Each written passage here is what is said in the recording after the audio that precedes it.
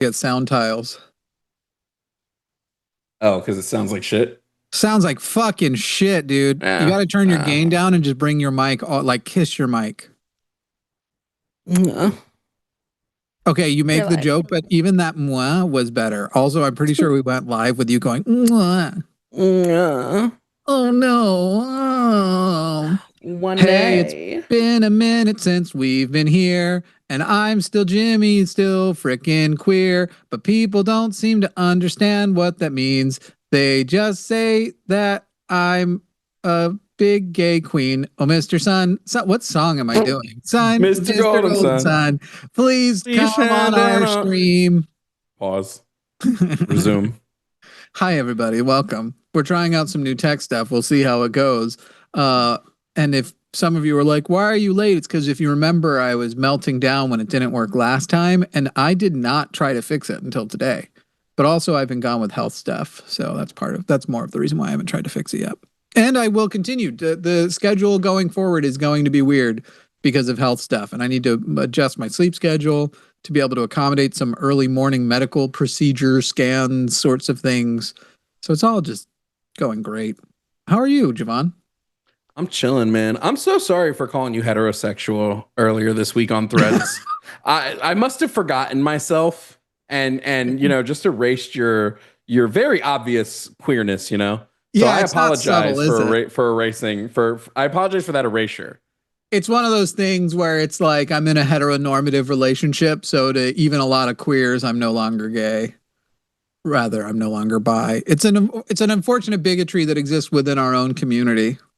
But also, you called me a little boy not 10 minutes ago, so did I?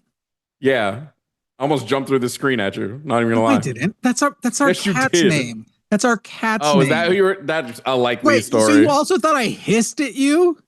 No. I joined and I was singing Rihanna, and I heard, and you said, "Little boy, you gotta stop talking." I was talking to our cat. Yeah, Little a likely boy story. A likely story. Jimmy's like, I was talking to my cat, N-word Jim. What do you mean? That'd be funny. No, that was literally, I literally was like, little boy, you have to shut up. And then he just meowed again. And so I hissed. I went, and I guess you thought that was all for you.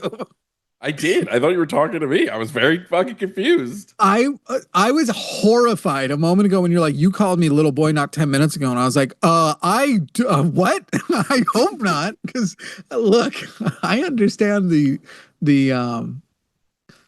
some phrase that you just don't say certain things to you people. What do you mean, you people? I leaned into it. What do you mean, you people? By the way, thank you. Yes, Jessica, you're right. I was wrong to say that the Patreon Discord is dead. It's not dead. It's actually quite lively in there. I enjoy coming every now and then when I get tagged to find out that that somebody paid the $3 just to get in the Discord so they could say some transphobic shit or whatever. So, yeah.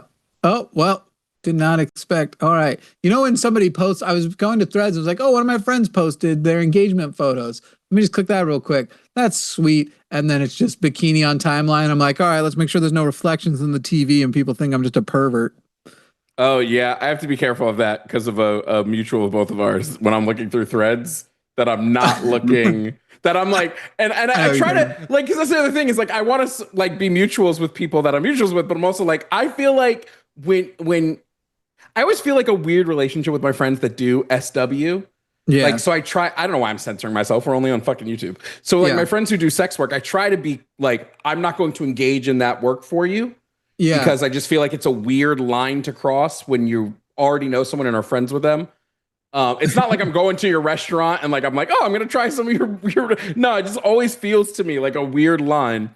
But but when you're scrolling through your feed and you have friends that do sex work and their shit pops up, and I'm like trying to scroll super fast.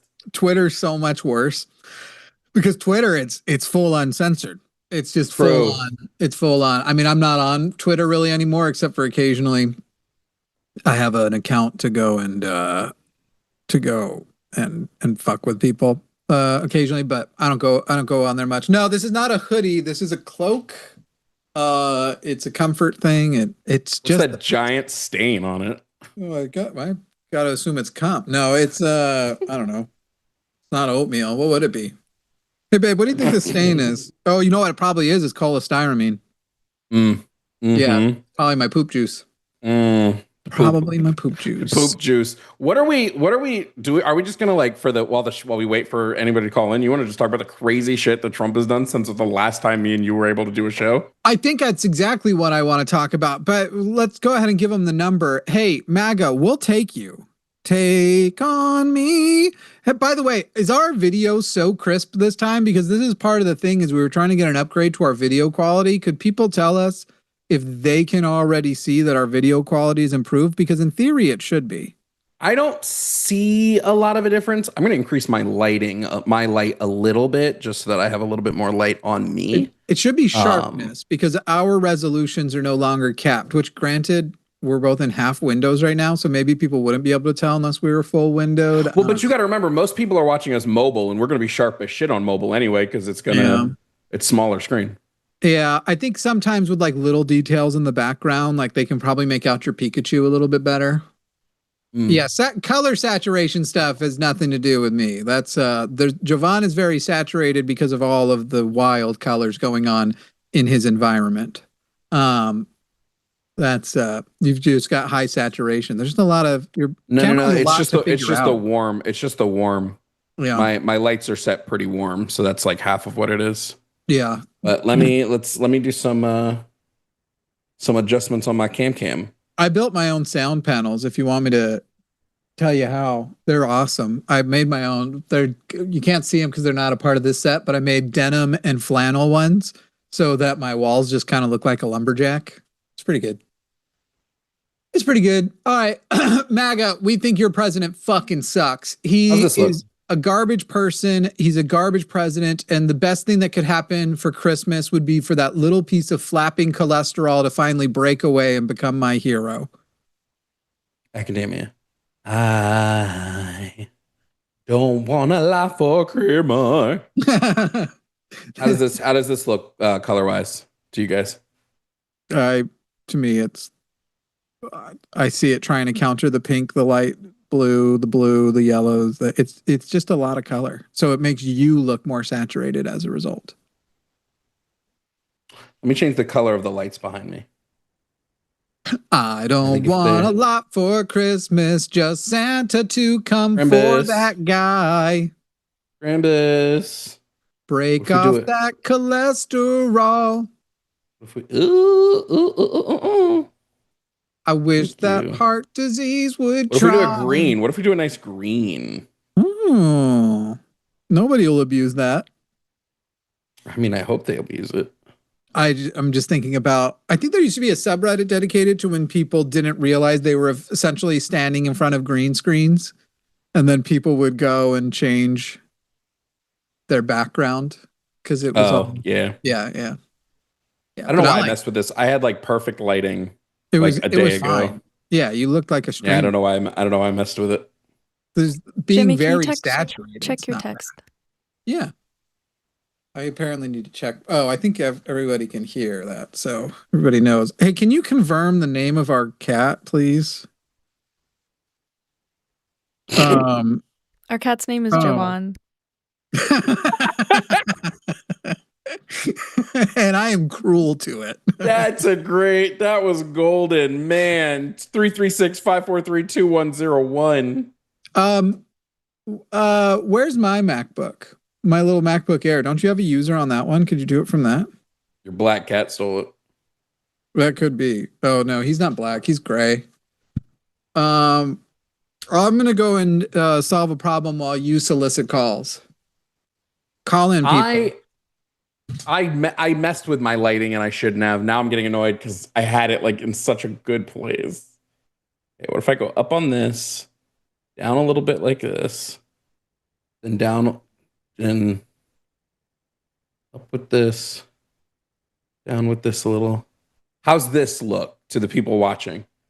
What do you guys think? I'm so annoyed with myself. I know. I'm gonna get another fill light so that I have a light here. I have a light here.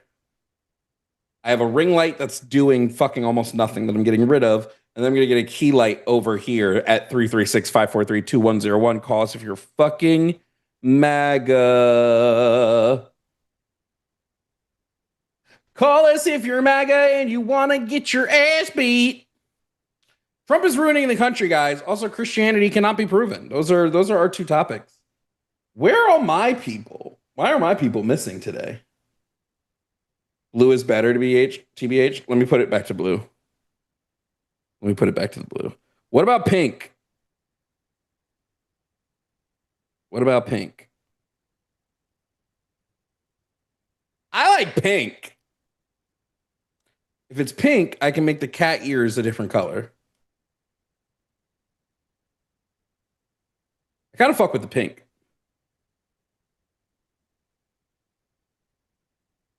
Yeah, no, Jimmy did convince me to change my literally perfect lighting. It was perfect. It was absolutely perfect. We don't see color. Baloney.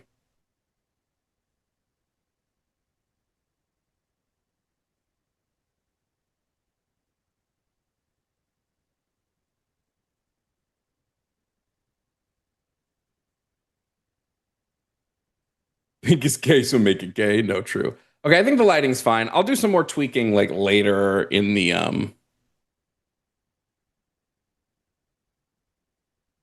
like this is where I would like this is where I'd like it, and then it's just about editing my like actual lights.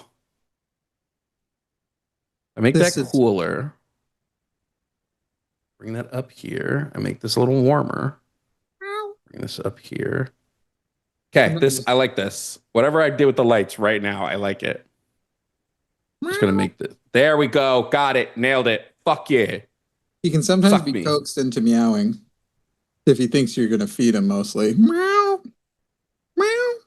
No. I got the lighting where I wanted it. Perfectly balanced as all things should be. Okay, so here's the thing, MAGA. Defend your boy, Donald Jimothy. Okay, that is not what the J stands for. Yes, it is. At all. I actually thought it was James for a long time. When he first, like, back in like 2014, 2015, when it was first Donald J. Trump, I thought he was a Donald James. Nah, it's Jimothy. I don't have a link to get money if I tell you where I got this from. Let me see if they do an affiliate program, because I'm not telling you where to get this awesome cloak for free. Can you tell me? Can you send me a message and tell me? Bro, I'll get you one for Christmas. Oh. Let's see. Ooh, their Black Friday sale's still going. Do they have an affiliate program? Donald Jeffrey Epstein Trump is hilarious. Where are you, MAGA? Where are you, MAGA? Both of our lives are struggling view-wise right now. Where can we find you? In fairness, we haven't gone up in a while. I mean, I have, but I was also live earlier today, so going live again might have killed it in the algo. Also, I'm off-putting. Could just be that, you know?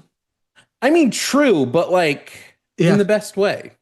No, in the bad way. It's the wrong bad way. Yeah, I love these things. I'll probably tell you guys. I just want to see if they have an affiliate program first. Yo, I started a banger show, bro. Ambassador program. Become an ambassador. Absolute banger. 15% of the entire sale. Automatic 10% discount if they use it. And they do PayPal. All right, how do I get that? Should I be doing this for brands? Yeah, I mean, it's a thing. The thing is that I also need to make sure that they don't, support genocide and stuff. I still have stuff I got to do before. Speaking of genocide, if y'all ain't started watching Pluribus on Apple TV, you are missing out. Listen, I think Breaking Bad is one of the greatest shows ever, but I think Vince Gilligan, Pluribus, is better. I think he knocked us out the park. I heard Pluribus is very good. It's fire. It's telling me that I need to click a button below to join the ambassador program, and there is no button for joining. So I'll tell you all another time where I got it. When did I stop eating pudding? I'm off pudding. It's my diet. I'm sure you guys could just like look up clothes. No, shut up. No, I don't gatekeep girl boss or I gotta make that money. Gaslight. I gotta make that cash. I'm gonna email him because I had emailed him recently anyway. How do I get in that ambassador program? Okay, let's see. There's a call being screen. We'll take a look-see at that here in a moment. We'll find out if our new way of connecting creates a more intolerable amount of delay. That is a possibility. That in a little ways this is a bit of a test stream. Oh shit. Yeah, I don't think it was too bad when we were talking when you and I tested it before the show. I don't think it was too bad, but we'll. If we don't, we should probably talk to Cletus and see how Cletus has been doing. Cletus has been not doing great ever since his sister turned him down.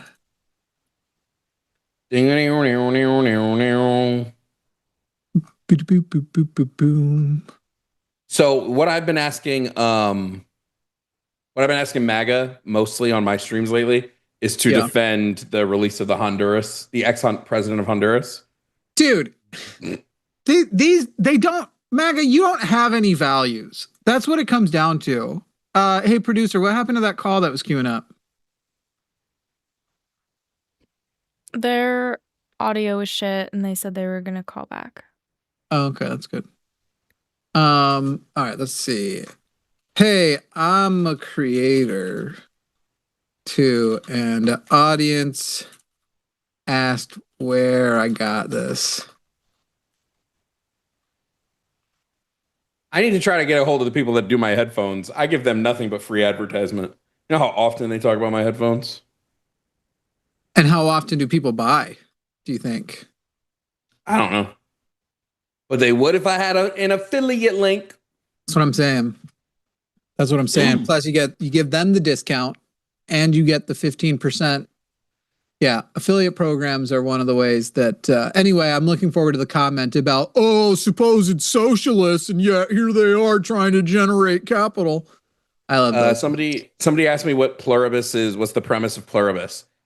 I'm trying to think if I've only watched the first episode, so I'm trying to think of the best way to describe it without spoiling anything. One episode better than already calling Breaking better. That's too much. That's you're getting too ahead of yourself. Here's why. I think the first episode bangs way more toughly than the first episode of Breaking Bad. Like bangs in a level that I have not seen a show. There are very few shows where the first episode hooks me so hard. Before Pluribus, it was Severance. First episode of Severance, banger. Severance, better than Breaking Bad. Okay, that's not true. Yes, it is. 100%. Severance is good. 100% better than Breaking Bad. 100%. Could not agree less. 100%. That's, just not correct. Not correct. But also, I've learned too many lessons from Game of Thrones. All of Pluribus will need to be out before you can establish. Like, Better Call Saul was maybe better than Breaking Bad. Maybe. But I didn't watch Better Call Saul. I've watched so many shows like Better Call Saul. I've seen so much of it through clips on YouTube Shorts. Yeah. I have watched the show. But Pluribus is about, it just depends on how much you want spoiled. And a deep space signal is found, and Earth goes crazy.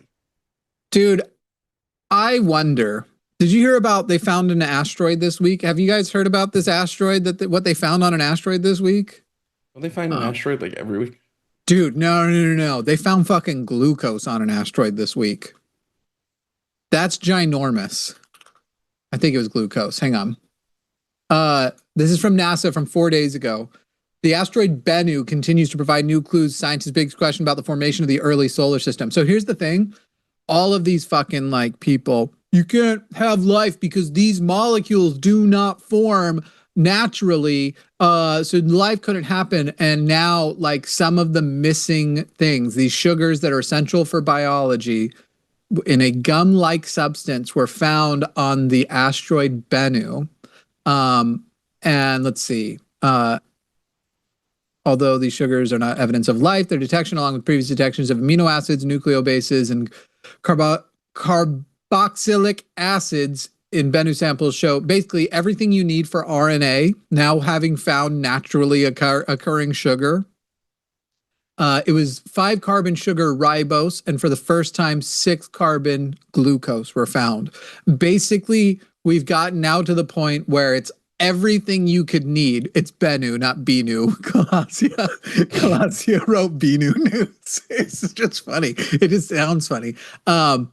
Anyway, the Jim can't hold a convo at all. We're trying to talk about Pluribus. Well, Pluribus is about space. Okay. At this point, if you just put all of the things they found in asteroid into a cup and stirred long enough, you'd probably find life.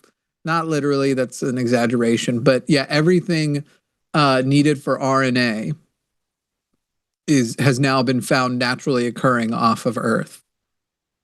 In fact, let's see. Yeah, with along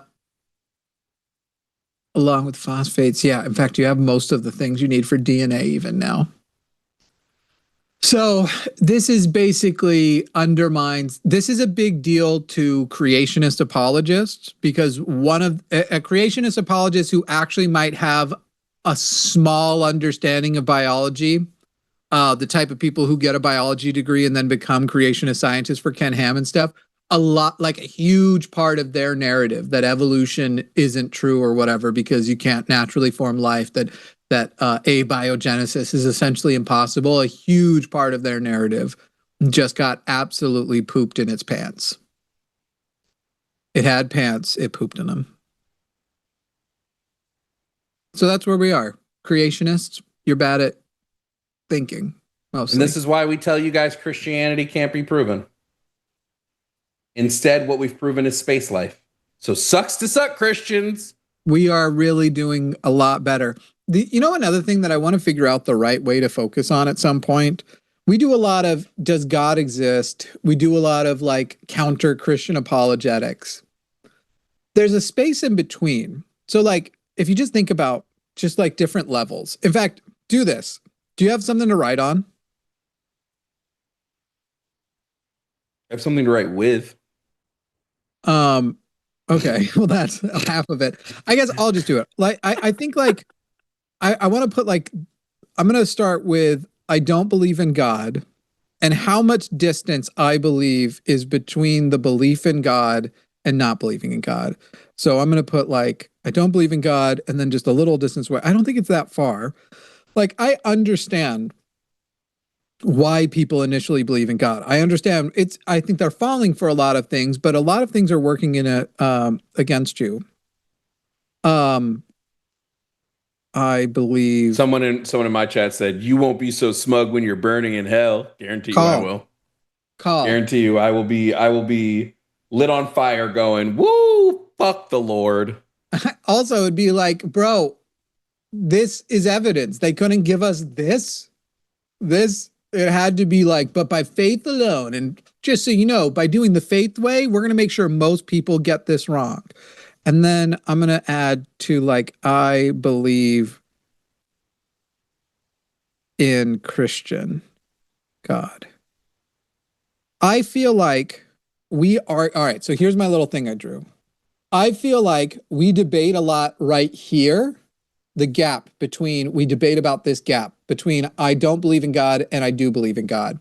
And I think we debate a lot basically right here in the belief in the Christian God about whether or not, I don't think we actually debate the gap. And I don't know how to better that the gap between I believe in God and I believe in the Christian God is so much bigger than the gap between I don't believe in God and I do believe in God.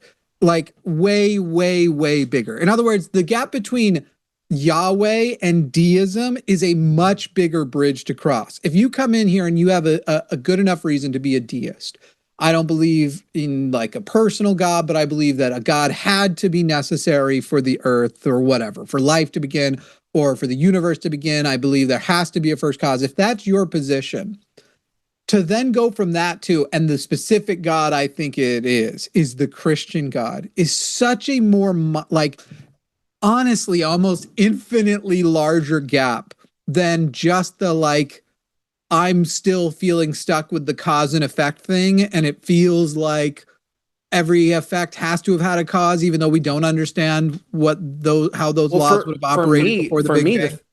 The thing for me is I have a hard time, at least in my worldview, reconciling the infinite regress. I can't stand the first cause thing because I'm just like, what's the first? Right. And how do you get to a first? So I really am just in the universal constant mindset. And there's certainly parts where I'm a strong atheist. I believe that it is actually the case. I think you can make the case, not just that I don't believe in a God. I think you can make the case there are no gods. And I don't think it's even particularly difficult to make that case. However, it doesn't mean when I say that I have figured out how the infinite quantum vacuum existed prior to the Big Bang. I don't know those things. I'm just content with where those I don't knows are remaining as I don't knows. That doesn't scare me. I don't feel emasculated by admitting that I don't know or have a grasp of it. But certainly I don't walk around. I'm going to read, and then we've got a call waiting, but I want to read a text exchange I had with Forrest Valkai this week. Name drop.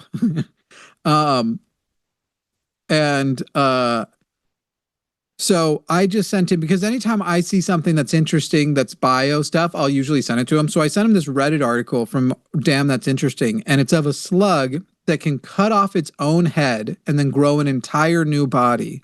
And it's the most extreme regeneration that example.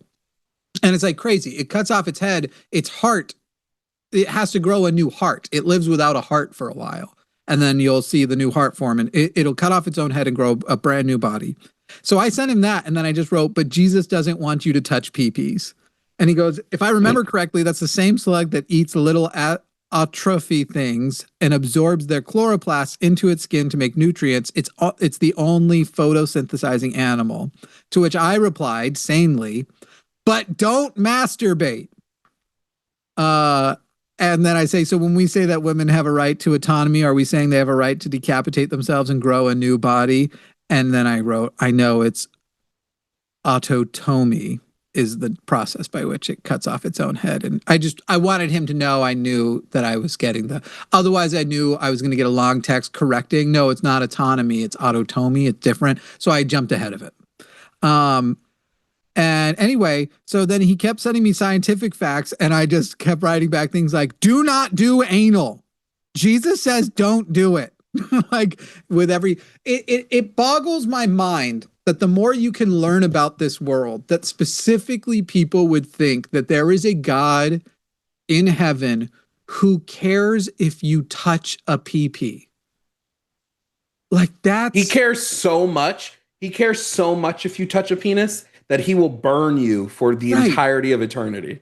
That's how much he cares if you touch penis. The absolute vastness of what they call creation and the size of the universe. And they think he's Santa. He's elf on the shelf, watching to make sure that you're only touching the things he wants you to touch. Well, I'm sure we'll end up... If you believe in God and you believe God cares about our sexuality and you believe the universe is as big as it is, please call in and explain it to us. In the meantime, we're talking to Sid in Massachusetts. Sid in Massachusetts, you are on the line with Jimmy and Jovan. How are you, Sid? Doing good. How you guys doing? Just fine. Is Massachusetts cold this time of year? I'm actually in Maryland, but I think they put it in Massachusetts. But yeah, it's pretty cold. Maryland, that's close enough, but we will fix that. I think Maryland, I believe, is MD, not MA, if I'm not mistaken. Yeah. Right there, we go. Now it kind of looks like you're a doctor. Kind of looks like Sid MD calls in. At least you're not a chiropractor. You're not a chiropractor, are you, Sid? I'm not that smart. Nope. Did you say you're not that smart, Sid? I assure you that is not part of becoming a chiropractor. Don't worry. Whatever level of intelligence you are smart enough to be a chiropractor. All right, Sid. Give us what you got. What are you calling in about? I think the whole Trump is ruining the country. Yeah. See, my problem with that is I feel like compared to other presidents, like he's not that different. Like you can talk about like his foreign policy. I mean, Obama did Libya. You can talk about how he handles immigration. Even the Biden administration was really bad with like undocumented immigrants. You can talk about like the economy and like living costs. They were still pretty bad under Biden. So I feel like he's really like he's bad like as a person. But, it seems weird that we're going to talk about the economy when under Biden the economy was recoiling from a global pandemic and every economy in every country went down the shitter. Yeah, you're also kind of doing a whataboutism. Real quick, Sid, you're also kind of doing a whataboutism. You're like, this is sure you could say that's bad, but these other people did bad things. And by the way, I wouldn't describe, you're quite right. I would say that the Biden era immigration policies were callous, especially there toward the end, and shitty and not comprehensive and not actually solve anything long term. You can say Obama was a war criminal, and that's quite correct. We are talking about who is the president now, and then within the Overton window, or like just the expectation of normalcy, this is absolutely far worse than those other people do. Biden, obviously the economy was bad. You can't really put that on Biden considering it was recovering from two things. One, Donald Trump exploding the deficit by running tax cuts we could not afford. And then two, a pandemic that Donald Trump bungling in his first term meant that we had to have robust programs that we actually kind of pulled off because our recovery was stronger than any other developed nation's recovery was. Doesn't make shit feel better for you or I. Shit's still expensive, but you can say on the grand economic scale, we did better. Doesn't mean that I think Biden was a good president. I'd put Biden in prison for a lot of stuff. But we are talking about Trump now. And when you go like, yeah, he does this on immigration, he literally has an anonymous police force that is arresting citizens and non-citizens, and in some cases sending them to torture prisons. There is nothing you can point to that is that bad from any previous president. I mean, ICE still existed under Obama, right? And great. When did Obama send anybody to torture prisons? Didn't he do the what's that place called?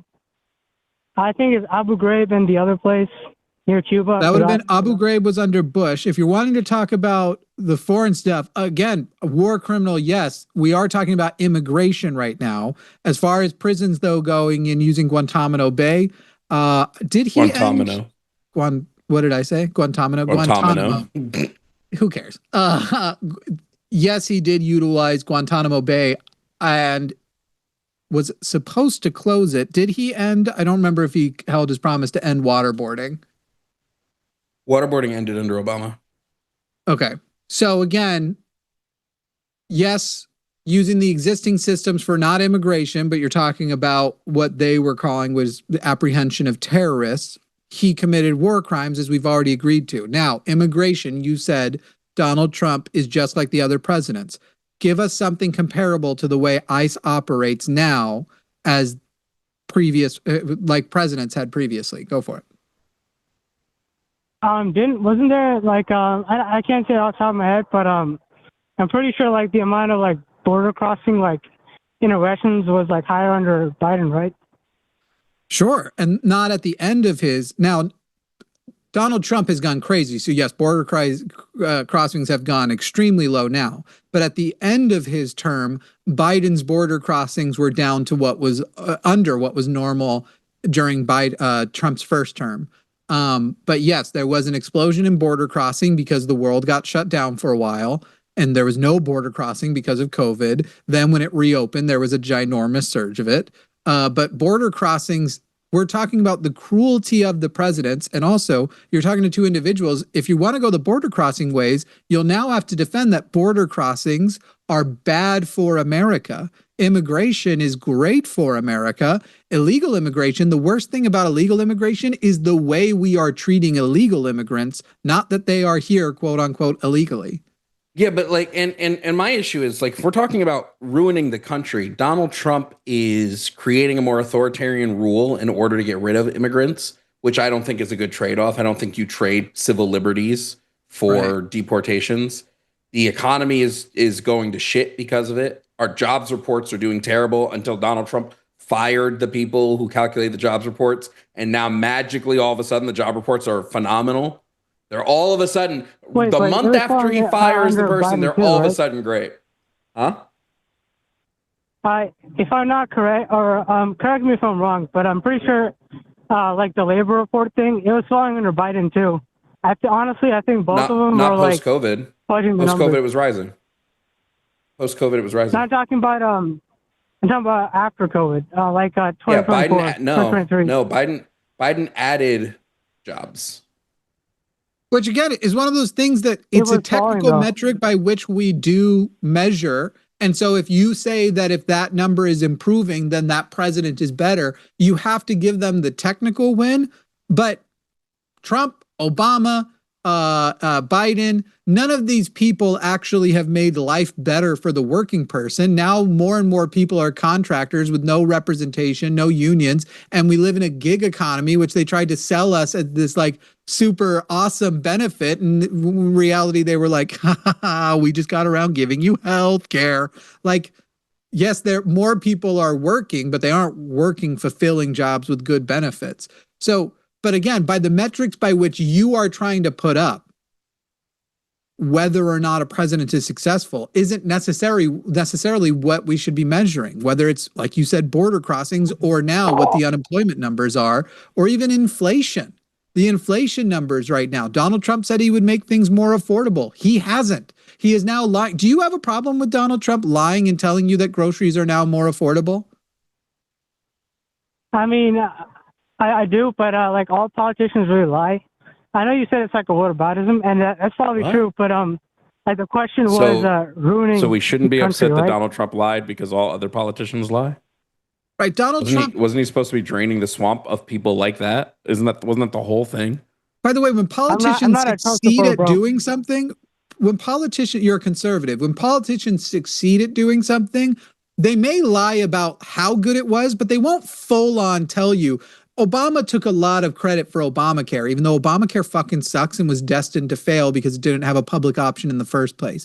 But he's going to take credit for it and say stupid things like, we added X number of people. I did Bernie instead. Let me be clear. We added some number of people. We got them healthcare. Sure, but most of them still have not really effective healthcare because they only have emergency room level healthcare, and they'll still go bankrupt if they have an emergency because their deductibles are still so high. But they're not going to make up whole cloth.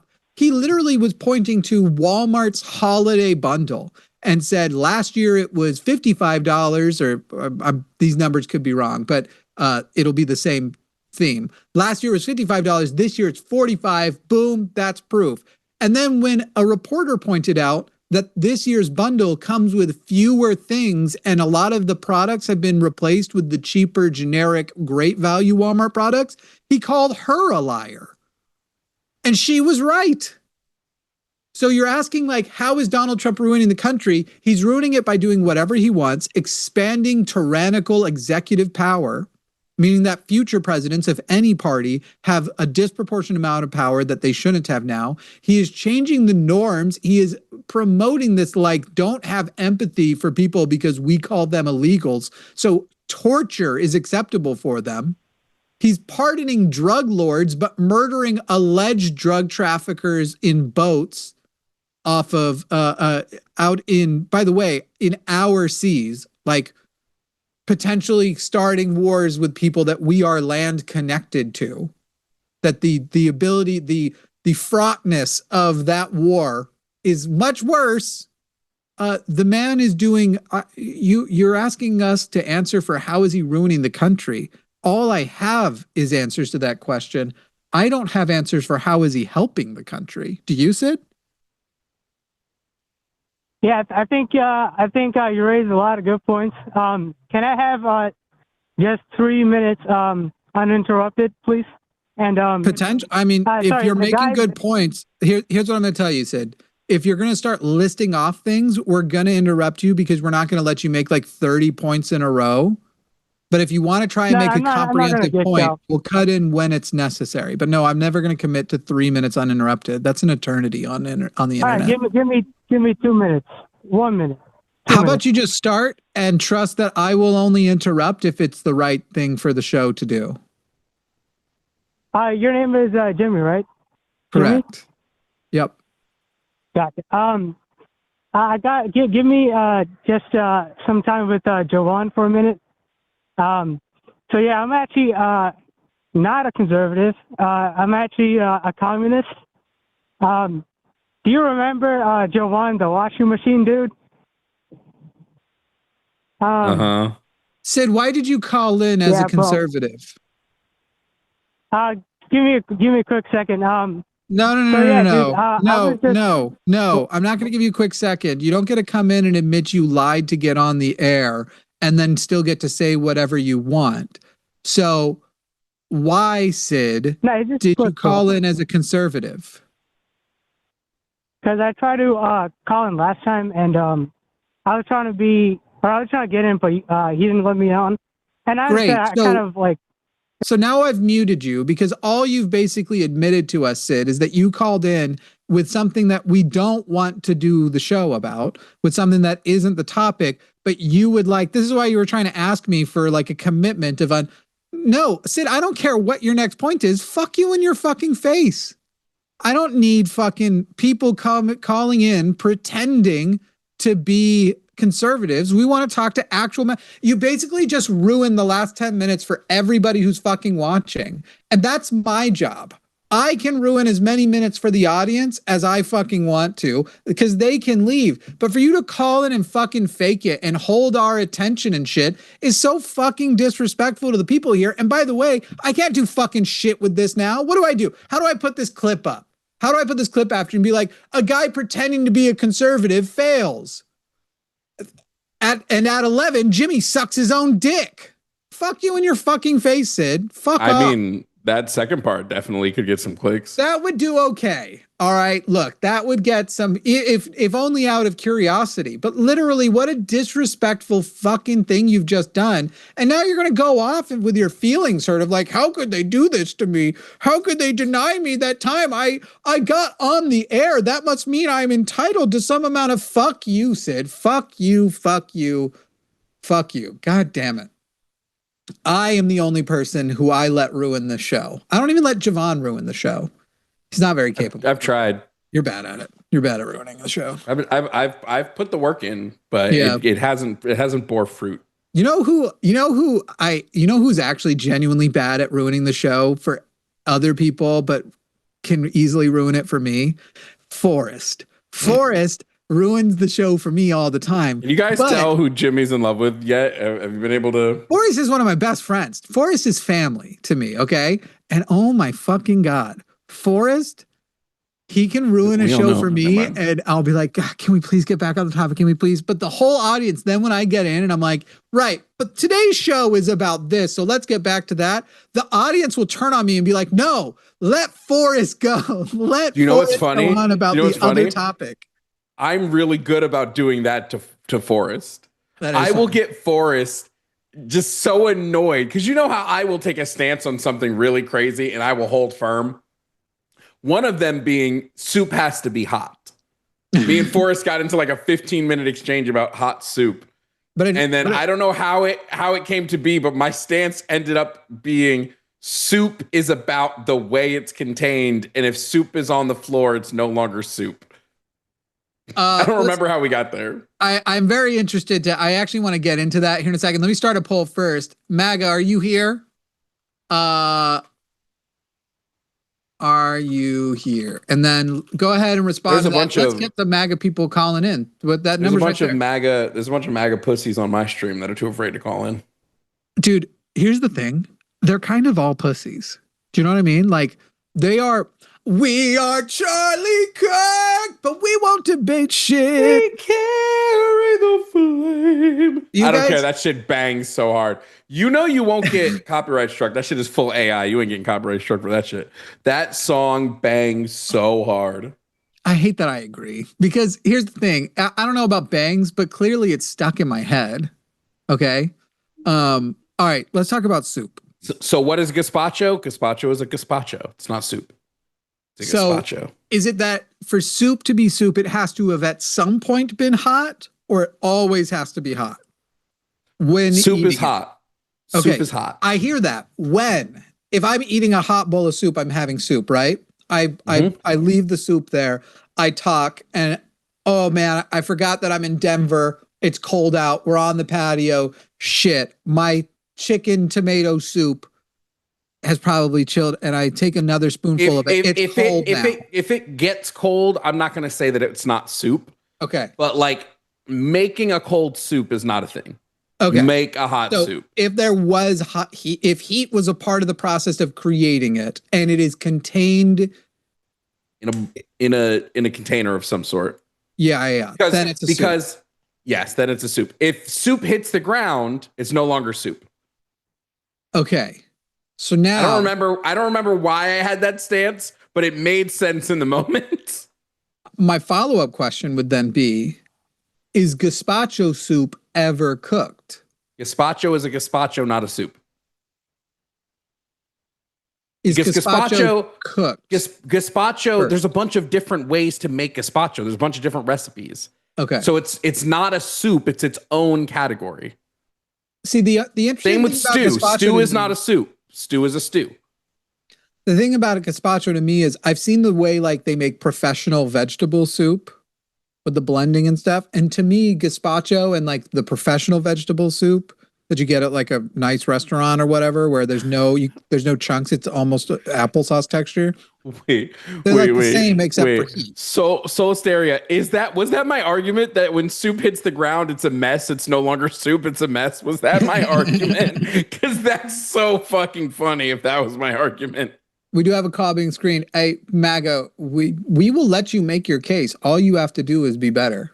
Someone asked me if they could call in and talk to us, debate us about abortion. I said it's up to you guys, but I think Jimmy would be fine with an abortion. I love debating abortion. You know what's going to happen? Chili is not a soup or a stew; it's a chili. I'll have to remind myself to let you cook because abortion is one of my favorite, and it's one of those ones that it's one of those topics. I think we all have a topic where we think we're amongst the best in our group. I would be down to listen to your abortion argument and then rate it.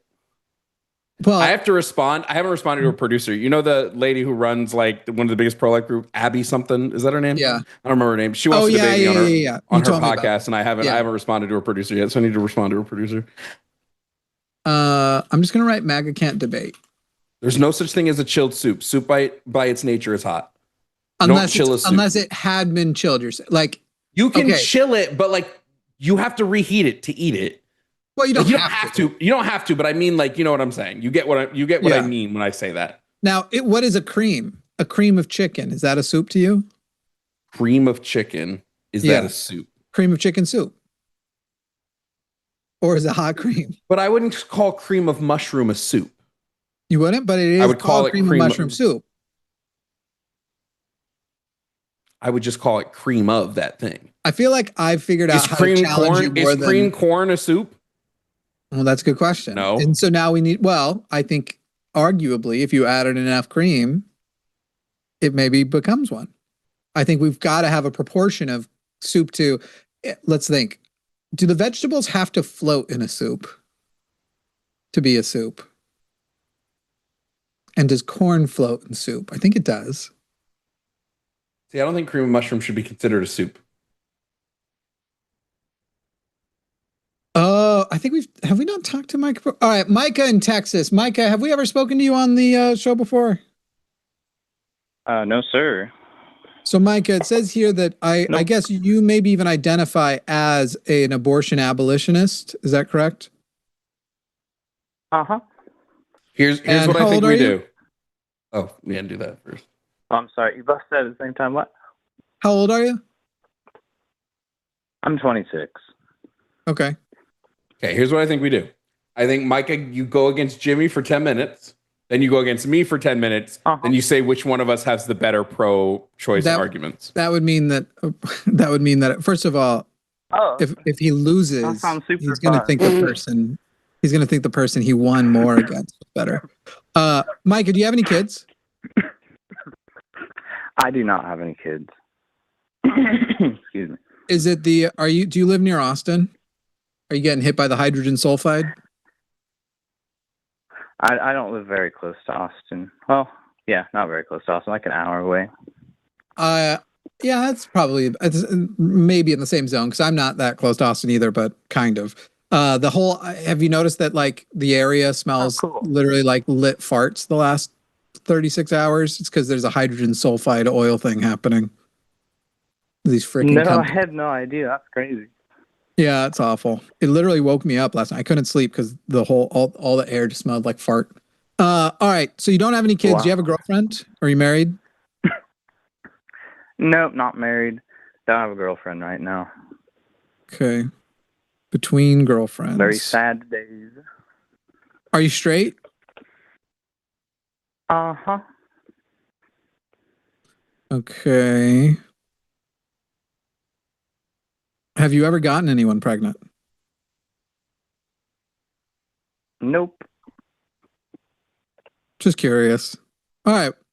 Well, it says here that you think all abortion should be banned. Is there any instance, just since that was the category, is there any reason you would ever allow an abortion?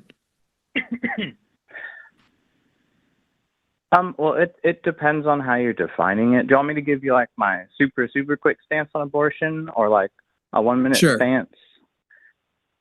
Yeah. So, I think all humans that are alive have equal rights under the law, or should be protected equally under the law. This is obviously excluding if somebody like commits a crime, they can give up their right to freedom and be put in prison, or if they excuse me, or if they are in some horrible accident. Like I had my friends had a family member in a horrible accident, and he went in a vegetative state, and they saw what they could do for him, and he was just, existing for about a year with no signs of being able to recover or get out of it, and so they took him off of life support, which is a horrible decision to have to make. So, like, those but acceptable, two are right? Pretty much the exclude. Yeah, those are like. So in a vegetative state, what is it about the vegetative state that makes it acceptable that you're not murdering somebody to take them off? I wasn't quite done with the. Well, you had gone into side stories, so I assumed you were done with the position since you were now giving stories. So do you want to go ahead and finish the position out? Yeah. All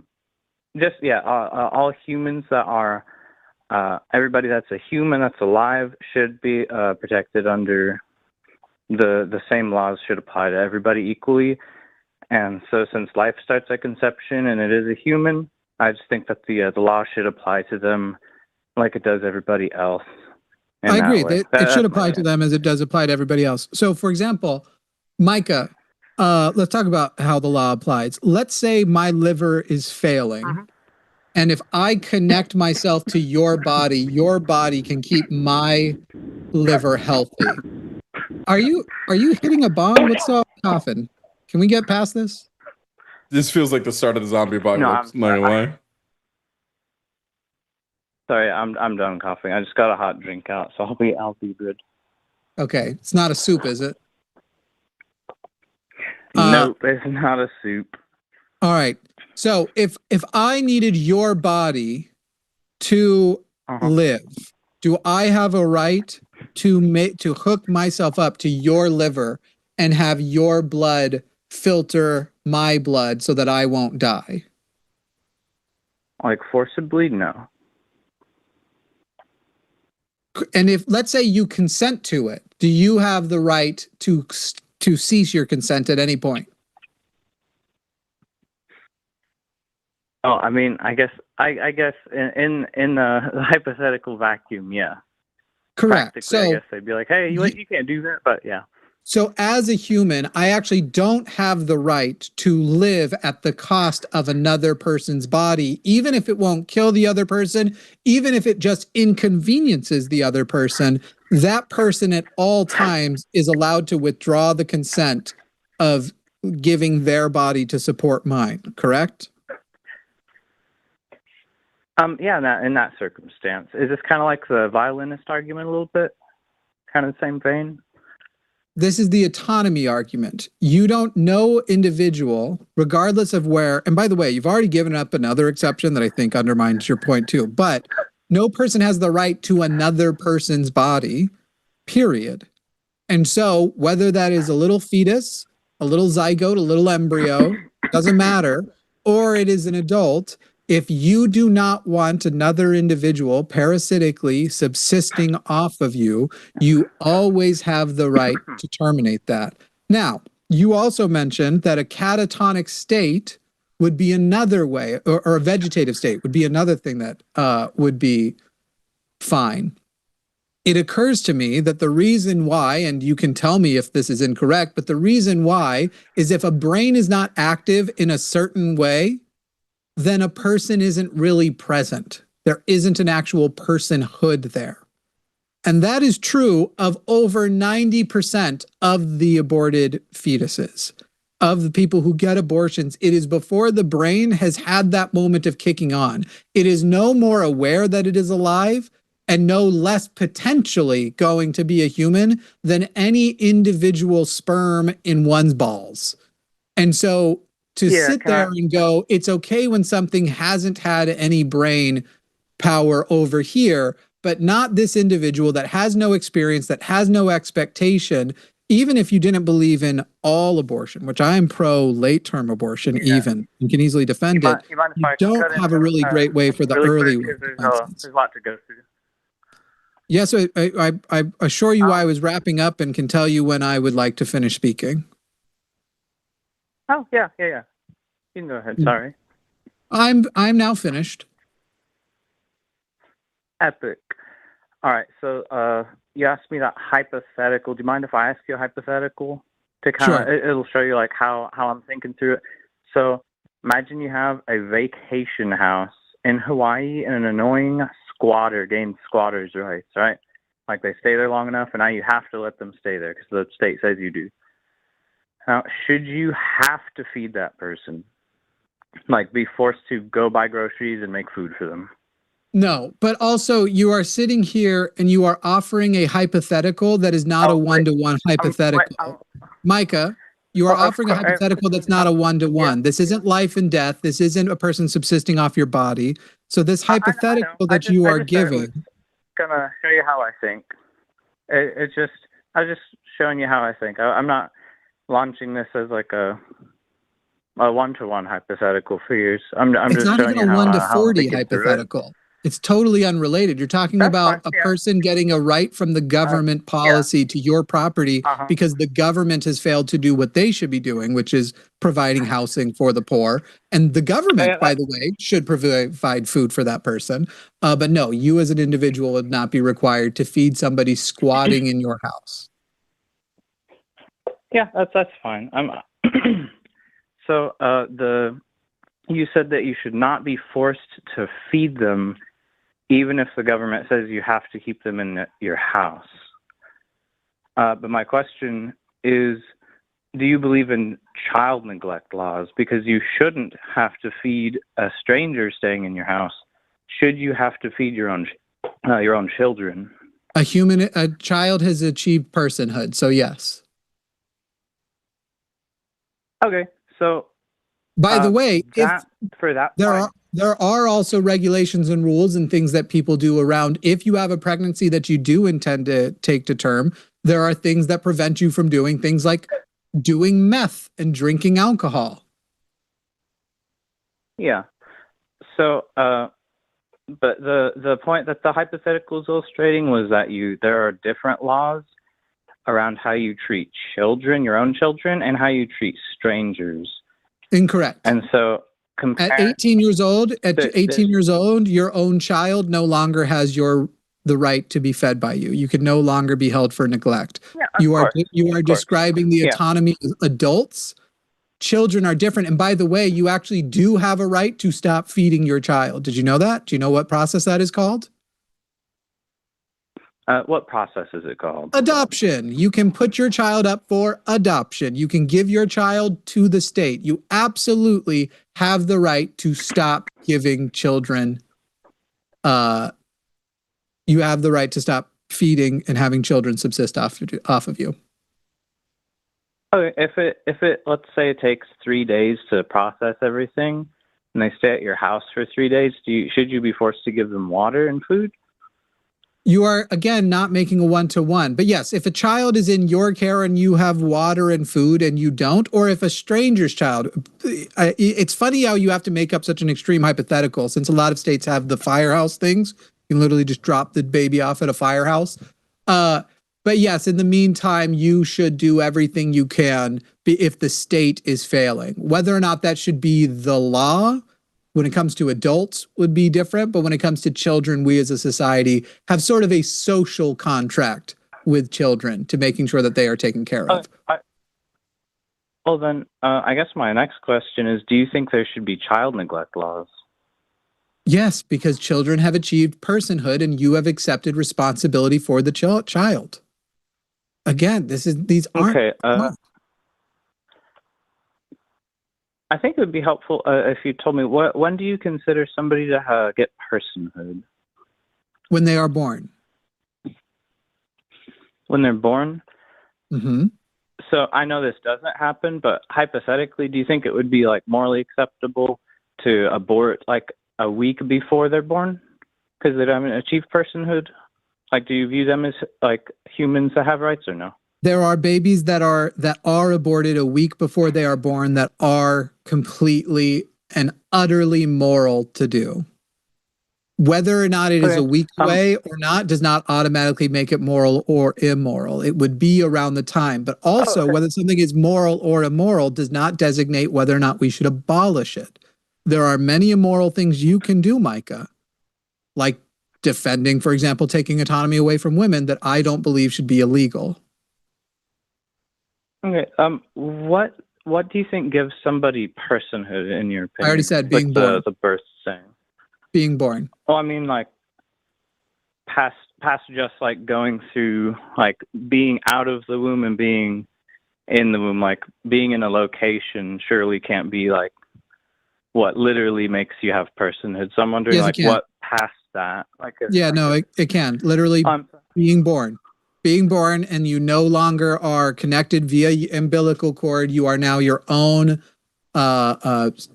being of sentience that no longer subsists parasitically off of something else. Being born doesn't mean that there wouldn't be exceptions. For example, I have no problem when a person gets sort of, what's the phrase? Indicted for murdering 2 people when they kill a pregnant woman. I have no problem with that because you do make special exceptions for things like that because of the actual intention of that individual to bring that person to term. No problem with the special cases because we live in a society that's capable of having complicated special case situations like that. Yeah, of course. I agree with that exception idea. And just for the this isn't really for the sake of the I guess it is sort of for the sake of the argument and for the callers. It's not technically a parasite or parasitic relationship because a parasite can't be the same species as the host. Yeah, so just so you know, that is a point that was made last time and is absolutely incorrect. You can have a parasitic relationship with something that is the same species. It isn't very common, but this is just a thing pro-life people like to say, pro-firstborn people like to say, to try and establish that they have some sort of scientific understanding, and you fully don't. By the way, last time we actually had an evolutionary biologist who specializes in parasites in our comment section, citing clarifications that it indeed is the case, that you can have a parasitic relationship with the same species. Oh, That's really cool. I'll look into that then. I still don't think that would grant a baby being in a womb as always being a parasite, and I guess it doesn't really matter. But if you're gonna, so that's you can charge the word with it or not. I've had living people who have been parasites, just more social. Go on. Oh, no, I get that. So here's my big problem with the argument is that you're assigning personhood to be connected with one trait of somebody, and I think that societies, I think you already know where I'm going with this, societies tend to do bad things if they say, hey, this person has this trait, like, back in 1850 when we said if somebody's skin is darker, then they can be a slave. That is just saying, hey, this person has this attribute, therefore they are less. Micah, do you think this is Micah? Should we put people in prison if they have the mere only singular trait of having been a murderer? Being born is not comparable to racism. You, Micah, be so fucking real right now. We're granting personhood on the basis of they now have their own autonomy. They now are a separate individual than the other person. They are no longer living off of the other person. Yeah, well, I guess 2 points is one. I don't mean like a trait that you gain. I mean, I forget the word for it. It's like when you're born with a certain trait that you can't change. Like murdering somebody is obviously a choice, and being in a certain location or having a certain skin color is not something you're going to be controlling when you're born. So I don't think that point makes very much sense. It is an arbitrary line with which to draw. And by the way, there are other conditions by which we would abort somebody on that condition. If a fetus is developing without a human brain or a functional brain, is it still like there's just the brain's never turning on? You basically have a dead child in your womb. Is it okay to abort that one? Yeah. Yeah, I'm glad you brought that up. First, it's not okay. I mean, removing that baby that's already dead. Yeah, I think that's fine, and that is similar to the brain dead person because they don't have any potential for a future experience at all. Why would it be potential for a future experience and not just that they aren't having experience? Why would you switch it to potential? So my definition of life that I go by, and sorry, this is kind of a annoyingly like roundabout way to answer the question, but basically there's the definition of life is like it's what differentiates like plants, animals, and humans from inorganic matter, and it includes the capacity for growth and reproduction, and the important distinction is that something that has the capacity for growth is like have you heard of the net nutrients, environment, and time? If you give something nutrients in the correct environment and time, it'll develop into a mature member of its species. That's what the potential for growth means. That's why sperm isn't considered like a human, because it's not going to develop into a mature member of its species. And the reason we make that distinction, I'm confident in making the distinction between sperm and embryo, is because otherwise our scientific textbooks would be like basically like super confusing and not make any sense. Except we weren't asking for a distinction between sperm and embryos. We were asking for a distinction between brain dead people in a vegetative state and embryos. I'm so sorry. I got really sidetracked on that because my brain went to that thing because you brought it up earlier. That was my bad. Yeah. That's the point I was making with life, is that they can develop into somebody who's going to have experiences and consciousness and stuff. But if they haven't achieved that, which by the way, still doesn't, this isn't even the autonomy argument. This is like, is there a point within the pregnancy that a person should take more seriously whether or not they are going to abort? And you will find that even people who, on the basis of should we pass laws against it, is where the autonomy argument comes in.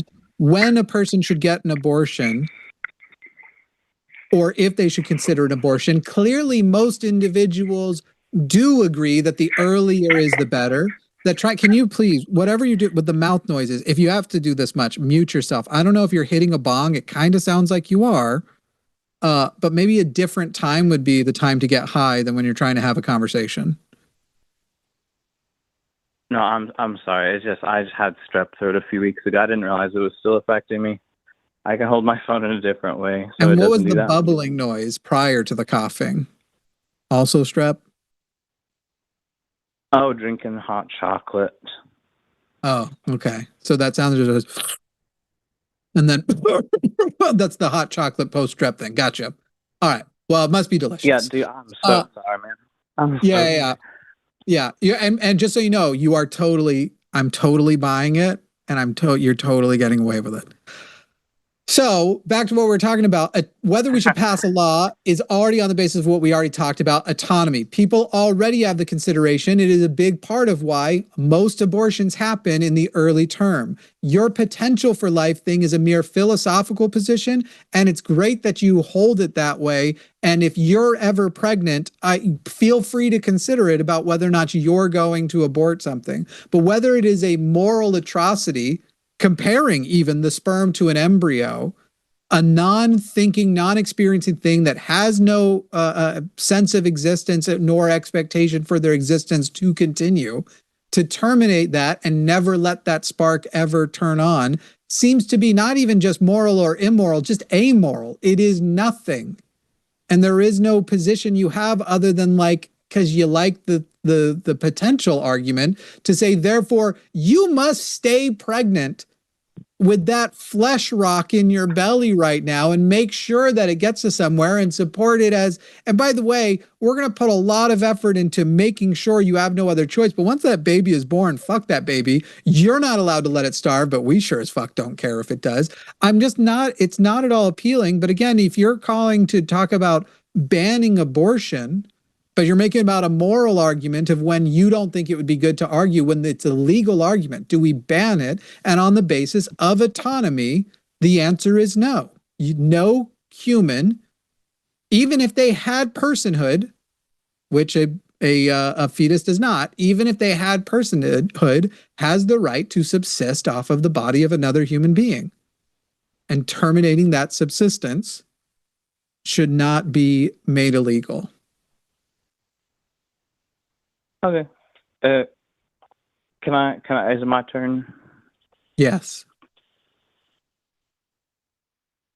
I mean, I guess it seemed, my position on what defines life was what I was explaining with the potential for having experiences and stuff. And you already described that it was your definition of life, not the definition, and you were using a very particular thing to escape it. And certainly you mean human life, because then you tried to describe sperm as somehow separate from it, where sperm is alive. So your special definition of life doesn't do it. Oh, I'm sorry. I guess I did confuse that. Well, I meant that I was trying to explain the difference between a living human and sperm, but I totally did say life and then sperm. So that was totally my bad for being unclear. And again, whether or not I'm fine with granting you that babies are living humans or that fetuses are living humans, it wouldn't change the abortion policy. I wouldn't grant that they are persons. They don't have personhood. And I wouldn't grant that it is immoral to abort their existence. Okay, I guess that boils down our differences then in our opinions, because I think that all humans should be protected, and you think that somebody should be able to be aborted off of something as arbitrary as their location connecting to a tube to their mom. I mean, I think that's extremely arbitrary. Is that my position?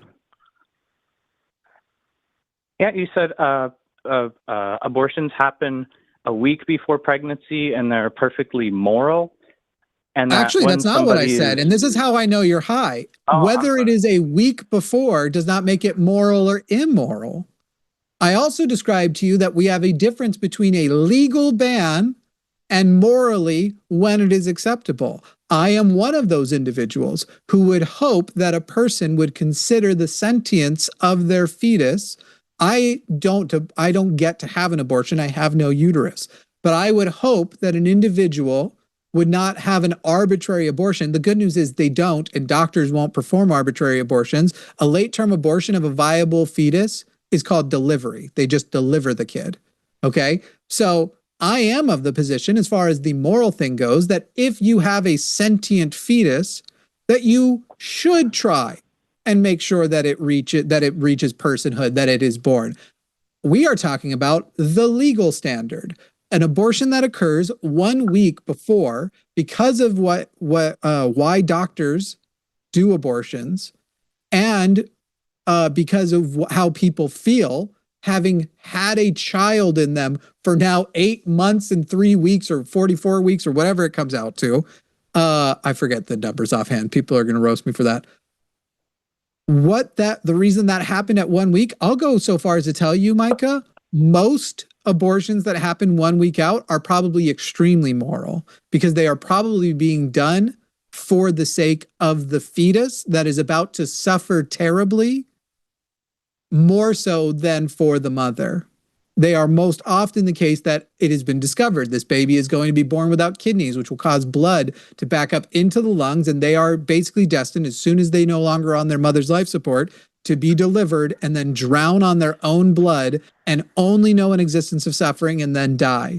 And in those scenarios where they go, hey, this child that you wanted to have, you were trying to have this baby, we were going to deliver them in a week. We've discovered this. The nice thing to do would be to go ahead and put that child to sleep, let that child never wake up, and let them die peacefully instead of that way. But a legal standard and a moral standard are different things, and you've kind of lost on both. I'm so sorry for misunderstanding your stance on that. That's totally my bad. I'd call not high next time. I'm not high. Micah, be real. I'm super duper real. The police aren't going to come. Nobody cares that you're high, but you're definitely high. We can hear you hitting the bonk. You know that, right?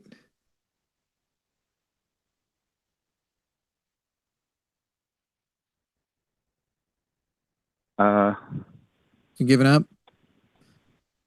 Alrighty. I mean, I don't know what to say about me not being high. If you saw me, you probably would think I'm high. My eyes are all red. But if you want to, I have one really big question, I guess. Great. This will be your last question, and then we're going to move on to the next abortion caller. Sure. We'll let Jovan do that one.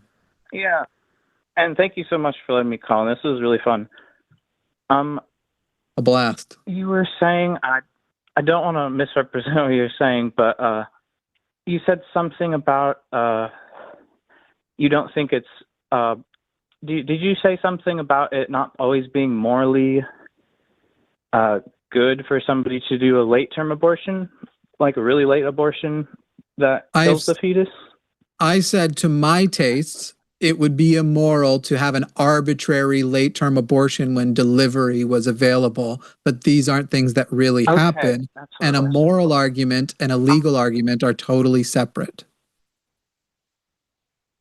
Okay, I guess that helps me so much because I should have clarified, though. I wanted to talk about the morality.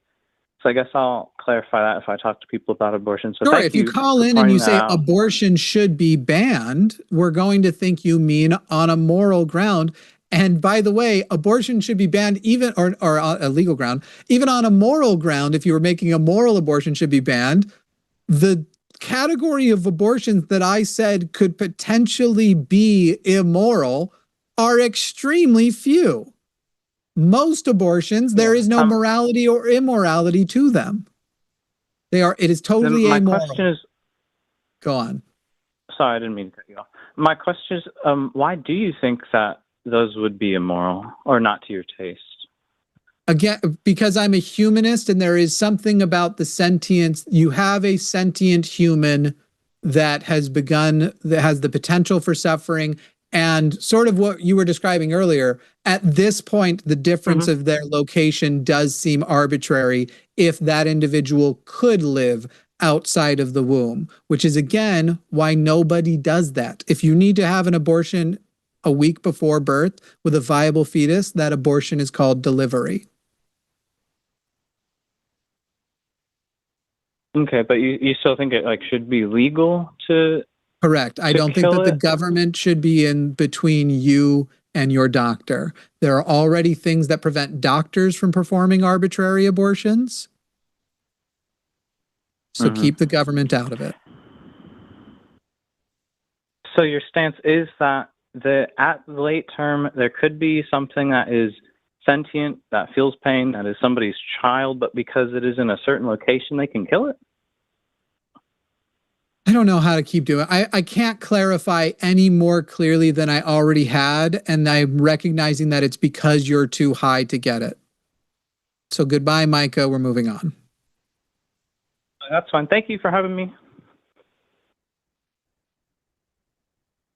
All right. Now we'll take Noah in Indiana. Noah is also pro-life, thinks most abortion should be illegal. You have a grand time with Jovan. I was playing Tetris that entirety of the last. Was it that traumatizing? No. I just started playing Tetris. No, the joke is because you use Tetris to recover from PTSD. All right, Noah, go ahead. What's up, dude? That last call was dragging a long time, dude. I was getting kind of impatient. I almost hung up the call. But we're here. I was next up. I'm happy to be here, man. How you guys doing? We're chilling, Noah. Do you want to tell us why you're pro-life?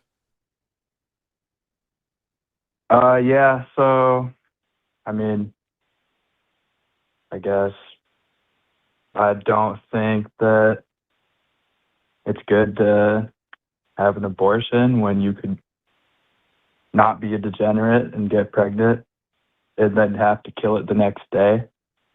So I'd say I would say it's okay if you got raped or something. What's up? I'm more looking like, can you just say like why abortion is morally wrong? Like, I don't care if like somebody got pregnant, right? Yeah, if abortion's not morally wrong, who cares?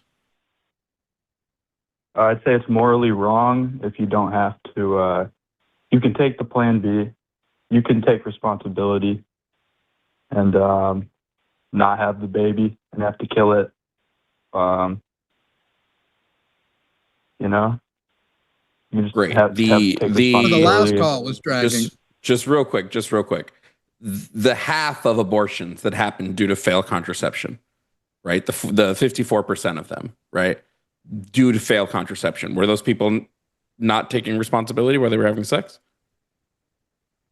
Failed contraception. You're saying they just killed it because they died? Contraception. Inside.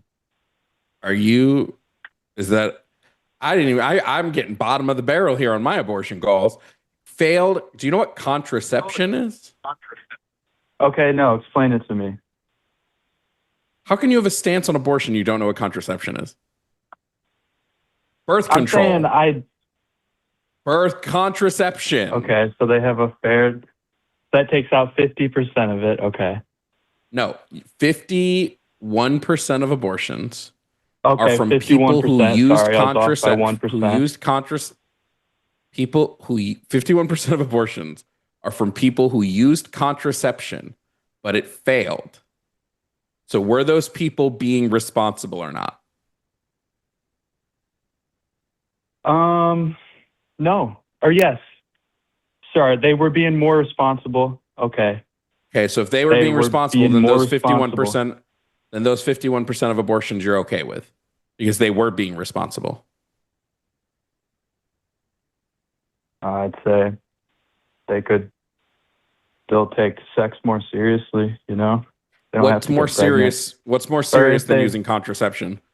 If you're going to have sex, what's more serious than using contraception? Having the guy be someone you trust that doesn't, What's your evidence that pulling out is better than contraception? Yeah. Having trust in your guy to pull out. The pull-out method is okay. So this isn't a real call. Thank you for proving that to me. What was the point of waiting 34 minutes if you weren't going to have a serious conversation? No, why are you pretending to be this dumb? Noah, how old are you? What do you mean? 22. Why is that dumb? Why can't they place more trust in their guy? What's wrong with that? Place more trust in the pull-out method doesn't work. Well, for some people. The pull-out method doesn't work. Do you have a magic penis? No. No, I just want to know why. Are you not? Do you just have terrible discipline? Noah. What was the point? What was the point of calling in if you didn't want? Noah. What was the point of calling in if you didn't want a serious call? No, I'm dead serious. No, what is pre-com? You can sit here and act like that was. You can frame it like I'm dumb because I say something real. You're right. We definitely can. You are correct that we can do that. You're so dumb, Jimmy couldn't hold it in. Well, I thought you gave up. Hey, you said you were done. You could sit here and argue with me. You were arguing with the last person that was, you need the Noah, you don't know. You didn't know what contraception is. You're a 22-year-old man who doesn't know what contraception is. What's pre-cum? A myth invented by. Is this what we're gonna do? We're just left. Gonna call each other stupid? No. I've got a genuine, serious question. What's pre-cum? Hey, that's not healthy. That's not going to get them pregnant. And you are incorrect. You are incorrect. You absolutely can get pregnant from pre-cum. Why aren't they wearing a condom? See, you just said they can rely on the pull-out method. You just said you can rely on the pull-out method. That's literally that's not my argument. Okay, did you know condoms also fail because a lot of people fail to use that? Noah, that's literally what you said when I mentioned the fact that 51% of all abortions, 51% of all abortions happen because a contraception method failed. Okay, so they passed these different barriers. First was the condom. Second was the pull-out method. 3 was Plan B. So it trickles down. It's not just 50%. Noah, how do you know the Plan B has a weight limit? What is that? What's a weight limit? Yeah. It's the reason your mom can't ride roller coasters. Okay. All right. Well, hey. I guess I thought we were having a respectful debate, but you just want to sit there and frame. No, you don't know what a weight limit is. You don't know what a weight limit is. No, I thought you were getting to the point. Like, here, talk to me. Tell me. The point is, for a lot of people, Plan B will not work for them because it has a weight limit. Okay. All right. Hey, you guys win. Whatever. Hey, claim your victory. Oh, no, it's dumb. All right, I'm hopping off. Keep doing your thing. We didn't need you to help narratives, leading people down the wrong path. You're doing a great thing, bro. You could start getting correct information. Oh, waving the white flag, down the right path. We lost. Whatever. No, I'm actually. Why don't you learn the correct information and then you could lead people down the right path? The guy's sitting here acting like, oh yeah, you guys can keep doing this just because I called in and didn't know what a weight limit was. Jesus Christ. You like that weight iment joke though, right? People are going to be mad we made a fat joke. So I'm fat. I can make fat jokes. I have to pretend. Fat men are not allowed to make jokes about fat women. You can make jokes about anyone can make jokes about fat mamas. Nope. I refuse to live in a world where yo mama jokes are gone. And do I look like I can endorse that? I don't think yo mama jokes are a part of white culture. I refuse to live in a world where yo mama is not so fat that she has 3 area codes. I refuse to live in a world in which yo mama is not so fat that when she jump ropes, earthquakes happen. These are your I refuse to live in that world. No, I was trying when to. When Jovan sends his Yo Mama jokes, he is not sending his bests. They're racist. They're, I don't know. It's always okay to make Yo Mama jokes. I did call someone a son of a bitch recently and said, that's right, I said that about your mom. Then I even kind of felt bad. I don't call women bitches. Often, but when I do, I enjoy it. Hey, MAGA, any of you capable? Because so far we've gotten a high person and a person whose IQ runs up right against room temperature. Maybe we could get something. I will say in terms of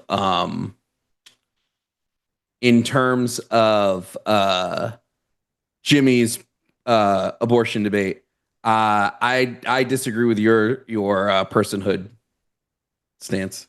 Personhood at birth? Yeah, I think it's a terrible position. It's literally the legal standard. I don't. Personhood's not a legal conversation. Yes, it is. No, it isn't. Yes, it is. No, it's not. Whether you have a right to life, it means a right to life is not a legal conversation. It's a moral conversation. Fucking God, I'm gonna murder you. I'm not wrong here. The right to life is no. The right to life is not a legal conversation. We'll do it in a minute because these are funnier. Yo mama's so fat after sex she smokes hams. Nice. That's pretty good. Your mama. Oh, wait. Your mama don't dance and your daddy don't rock and roll. I don't get that one. Is this how we act? I swear I saw another one really good. Noah should have been a cum sock. Your mom's so fat when she sits around the house, she sits around the house. I know that one. I swear I saw another really funny one. Where did it go? Can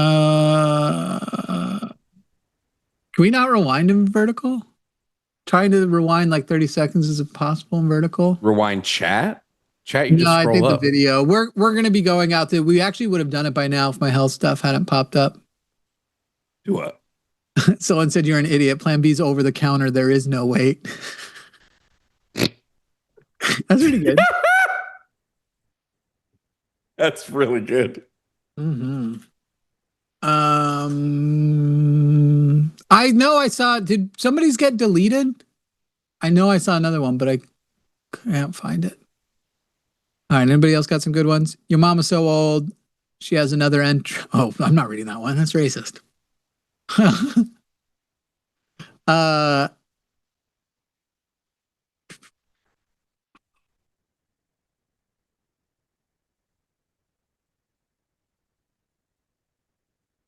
can't find it. I thought there was a good one.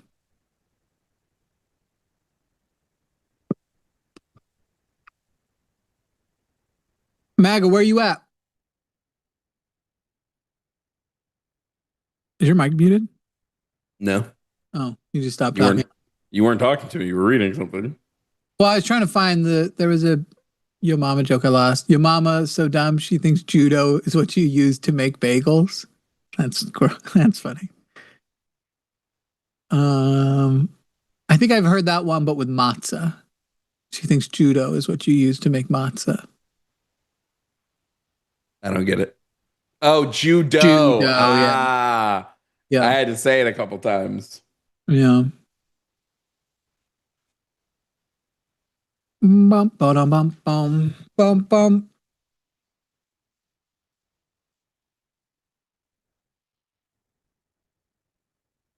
All right, what are we doing now? Telling you that the right to life is a moral stance, not a legal stance. What? The right to life is a moral stance, not a legal stance. If a person calls in and says, I want to ban all abortions, that is fully a legal stance. No, but whether or not you have a right to life has nothing to do with what the law says. The right to life is granted to all people with personhood. And personhood is not determined by a legal stance. It's determined morally. There is a legal status called personhood. Yes, but when you're having an abortion conversation, that's not what's being talked about. Of course it is. No, it isn't. Of course it is. No, because you now just switched on me like no. Like, Jimmy, that's not a legal thing. And I was like, yes, it is. And you go, yeah, but that's how we're talking about. Wait, all you're telling me here is that our legal system decides when personhood is. So if the legal system now all of a sudden decides that personhood comes before now birth, you're doing what the other one did. If you want to have a moral conversation separate from the legal conversation, we can. Personhood is a moral stance about when a creature gains moral consideration, not about when they are legally granted personhood. Nobody gives. I don't give a shit about legal personhood. On abortion is based on personhood. Yes, but you can have a moral. No. You said verbatim that you believe personhood doesn't start until what? In chat, you have one person. Jimmy's right on this one, and then immediately right after, Jimmy is an idiot. Jovan is an idiot. Jimmy's 100% right. No. So No, I'm sorry. You are. There is a moral concept of personhood, and there is a legal concept of personhood. He kept trying to switch when you do the legal concept of personhood on the basis of a moral, and I kept correcting him. And you are now doing what he was doing, which is trying to move me from the legal conversation to the moral. No, I'm not. No, I'm not. Your stance is that personhood does not begin until you are out of the womb. The legal status of personhood, it begins at birth, correct? That's untrue. Then where would you say the legal status? When is the legal status? First of all, it's going to be by states. A lot of states don't set the legal status of person until 24 weeks, and that's why, like you were saying, if you in some states when you kill a pregnant person, they count it as a double homicide because they counted the fetus as a person at that point. Some states do it earlier. Texas does it way earlier. Except I didn't say that was the basis upon which I find that acceptable. I find it acceptable to do it as a sort of complicated issue that you can get to talk about. It doesn't matter. So if you want to talk about then what the legal personhood is, it may vary from state to state. The one that prior to Roe v. Wade being overturned and then a bunch of states changing their shit up, I think was when you were born. But even if it wasn't, then the legal moment I would defend should be personhood, would be the moment of birth. Yeah, I think that's a bad legal moment to defend as well. So when would you make it? I would put personhood at 24 weeks. And would you give a person still the right to abort past 24 weeks? Yeah, you just take it out. No. Yeah, sure, but a termination abortion where you actually kill only if their life is on the line. Only if the mother's life is on the line or the baby's life? Correct, the mother's. I don't think you believe that. I absolutely believe that. Do you believe that there's any nuance to what you just said? Do you believe there's any nuance to what I just said? Do you think that there's an instance you can think of a 30-week-old fetus that isn't going to kill the mother, that they should still be terminated? No. So what about my example earlier about the born without kidneys? I'd still say no. That's insane. What a crazy thing to say. No, I say take it out and let it die. Be born, drown, suffer, and die rather than let it peacefully go to sleep and never wake up. Rather than let it peacefully go to sleep and never wake up. You're just saying right now, am I pro at this point? Am I pro medical euthanasia? Late term abortions, that is what late term abortions are most often. There is some developmental issue, and rather than make the child suffer on the table, I'm not denying that. And so you're saying you would stick to the suffering with this one. You would have them be born and suffer instead of kill them and let them not suffer. I'd have to think about it. I would, because I think you're going to get a lot of letters, because that's a wild hill. Well, no, because it just brings me to the same question. Am I for legal like medical euthanasia? Well, first of all, even past that. First of all, I am for medical euthanasia when it comes I haven't determined my stance on that position yet. And when it comes to an individual that's in the womb, the only person who should be able to make that determination would be a combination of the doctor and the thinking agent. So my question for you then, question for you then is, in an instance of no medical issues whatsoever, do you believe post 24 weeks someone should have a lethal abortion? No, of course, but nobody does. But it doesn't mean you should make it illegal. That's not true. Tons of people do. No. tons of people believe, I don't think you'll find a lot of people that are saying lethal abortions are fine after 24 weeks. I think I've talked to a lot of them. You do not make them illegal. You don't have the government come and make the determination of whether or not it's acceptable. I agree with that. I don't believe abortion should be made illegal in any way, shape, or form. Every time you look down, it zooms in very dramatically. Oh, is it still doing that? But that's the thing I think you're conflating is a person who says lethal abortions, once there is essentially sentience present, like you see it reflected in the numbers. There aren't people having arbitrary lethal abortions. I never claimed there were. But you're saying that a lot of people have the position you should still, that should be fine. That's not a problem. Hold on. There are still a bunch of people who do believe. I talked to them. I've had whole conversations with them in pro-choice Discord servers and all, who do believe you should be able to lethally abort a fetus at any point for any reason up until that thing is born. I think then you are probably talking to people on the same thinking level, because people on both sides exist. All sides exist with this, the thinking level of our second caller. I don't remember his name. What was that idiot's name? The guy who didn't know what a weight limit was. I think you're talking to bottom of the barrel, Noah. I think you're talking to the bottom of the barrel, people who actually don't have a thoughtful position on it. They think that's like, what they're supposed to say. No, I'm telling you, these are people who've thought through it. They genuinely believe. I'll happily debate all I'm saying is that's why I'm saying personhood for me. Personhood comes at 24 weeks. Now it's not a Snuggie, it's a cloak. It's a Snuggies have sleeves. We can make the Bro, what is going on? Look at my arm. We can fully make the position that, like, for life of the mother or to prevent suffering of the fetus. Sure, like that's fine. But like at the end of the day, you would still need to say. I wouldn't codify any of that either. No, but we're not having a legal conversation right now. It is already semi-codified. A doctor is not going to abort arbitrarily a fetus after 24 weeks.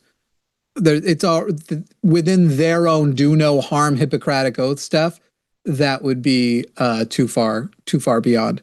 But no, I think that somebody asked me why 24 weeks. For me, that's when the capacity for sentience begins. So I put a capacity for sentience is to me what creates personhood. Yeah, which it's one of those things where it's capacity for I believe they have found it's one of those numbers where it's like the best number you have to go with. You could potentially find a 22-week old. Yeah, it could be as early as 22. It could be as late as 26. We just consensus tends to lean 24. I'm being told to poll. Yo mama's so old, she's the reason Neanderthals and Denisovans joined the human gene pool. Gross. Let's see. What poll are you asking? Jimmy versus Jovan, who's right? Now, I don't care, because I don't care what the audience is. And now I've said that, which will also those conversations. Forrest and I could debate on anything where he is expressly wrong and the audience is going to pick Forrest. So I don't care about me and Jimmy would care if this was a nonsense topic. He would care way more. Yeah, if I was arguing about, like, if we were arguing how you label a bunch of apples, he would be going way harder in this. Not a poncho because it has a hood and it has all of the qualities of a cloak. So it's a cloak. It's just a blanket cloak. We have another, it's on the screen, so hopefully I can actually get a fucking, maybe I can actually have an abortion debate. Snuggies don't have sleeves. They're a blanket with cloak arms and a hood. I've seen Snuggies. Yes, they do have sleeves. What are you talking about? I think I owned a Superman Snuggie years ago. It definitely had sleeves, but this is a cloak. Get off my ass. Somebody said babies aren't viable until 29 weeks. That's not true. 24 weeks is like 60% viability, 60-70% in 24 weeks. But 60 to 70% suggests that, like, a lot of them would die outside of the womb. I think that's what they mean by viability. Sentience occurs before viability. I think that's it very well could be the case that when you take them out, they die. It's crazy because Jimmy doesn't care what they're the dying audience because they can't sustain their own life processes, which is not your fault. It's their fault. I know that Liz gets me, but other people don't, so I will clarify. Liz is saying this, I think, tongue-in-cheek, $20 because Jimmy doesn't care what the audience thinks. I do care a lot about what the audience thinks about a lot of things. However, a poll on who's right on two things wouldn't, again, if we were talking about something done, MAGA, are you here? We had 5%. Said, where Tell are they? Jimmy that is a hooded shawl. Okay, I'll take a shawl. I'm not like attached to it. I don't care that I just care that it's not a Snuggie. Cloaks are open in the front. Tell Lord of the Rings. Why are we talking about abortion so much? Because it's what the callers keep calling in about. Yeah, there's not much we can do about that. What I've noticed, and I don't know if Jimmy noticed this on his stream, whatever the first person calls in about tends to be the rest of the, because people who are listening, they hear that conversation. And so they want to get in on that conversation. Which means a disproportionate amount of abortion and trans. All right, so we've got people lining up. MAGA, call and defend Donald Trump. Will none of you call and defend Donald Trump? In the meantime, Teddy is calling in from North Carolina, conservative, pro-life, unless medical issues, conservative. Teddy, let's just get to it very quick because we've already done this to death. Why should a fetus which has no sentience, the brain is not on, they're no more alive than a brain dead vegetative state person, they're not having an experience of humanity or anything. Why should it be required that they meet sentience? Liz Cruz, I know you're joking. Okay, Teddy, you there? Can I ask you a question first? After you answer mine. Well, I have to ask you one to get to mine. I'm positive you don't. Yes. Go ahead. Hello? Go ahead. Mine would be, how do you believe humanity came into existence? What's the first Homo species? Right after Australopithecus africanus eventually evolved into Homo. What the fuck was that first Homo? But anyway, the answer is through evolution. Okay, so how did evolution begin? A process called abiogenesis that we're still unclear on the details of, but we have in theory proved the viability and possibility. Aliens stuck its stick in a pool of water. There's been a lot of, so I've said that it has been proven as a viable option because they have already shown that inanimate, unliving materials can be put together to make living materials. So it's already been recreated in some primitive ways in the lab. Where did those unliving materials come from? What does any of this have to do with the universe? He's going to eventually take it to God. And you told me you only had to ask one question. Hang on, Teddy. Where did those? Teddy, you promised. Where did those? You said you'd answer my question. Where did they come from? How come we're now like on our seventh question? You said you had to ask me one question before you could answer mine. The molecules every atom in your body off of your foundation. Where did Teddy, those things every come atom from? in your body was at some point created via a nuclear process at the center of a star. Okay, and where did that star come from?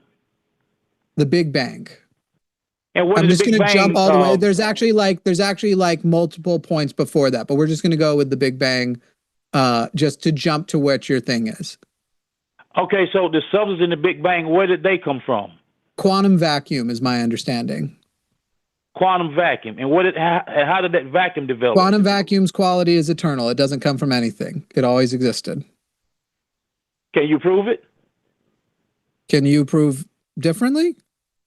I'm just asking you. I'm not a theoretical position. You say that quantum vacuum always existed. I can prove the Big Bang. How can you prove that? I can prove the Big Bang. Scientists have already proven the Big Bang. Teddy, what does any of this have to do with abortion? Right. The whole thing's dumb. What happened prior to the Big Bang is up for debate. Proving anything will never be done to your standard because you're going to think proving means I put it in front of your face. You don't have the beginning skills to comprehend like any physics. So now we're talking about pro-life unless medical issues, and I've already asked you the question. Okay. And I bet actually, you know what? For you. Teddy, you said you'd answer after I answer yours. I've answered several. Now, please repeat to me what my question was. What was it? I'm going to answer. If no human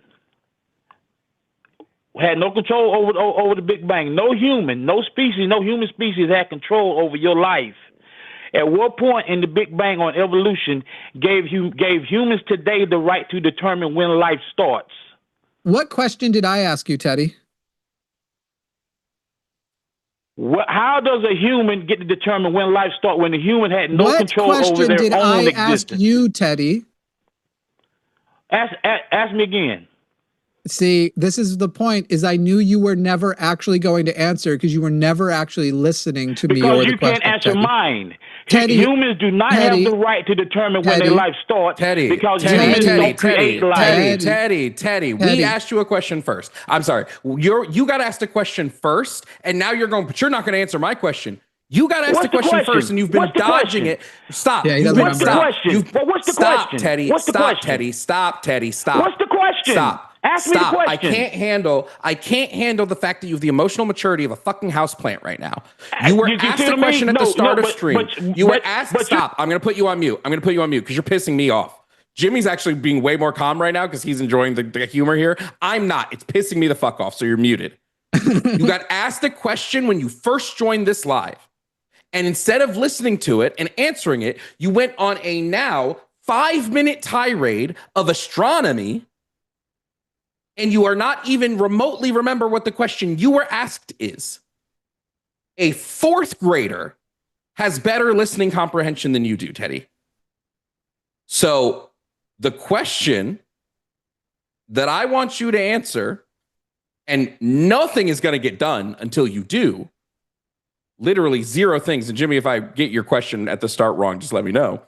The question, and I might tweak it a little bit. The question is, why should someone, is how I'm going to tweak it. Why should someone not be able to have an abortion? I just want you to answer that question.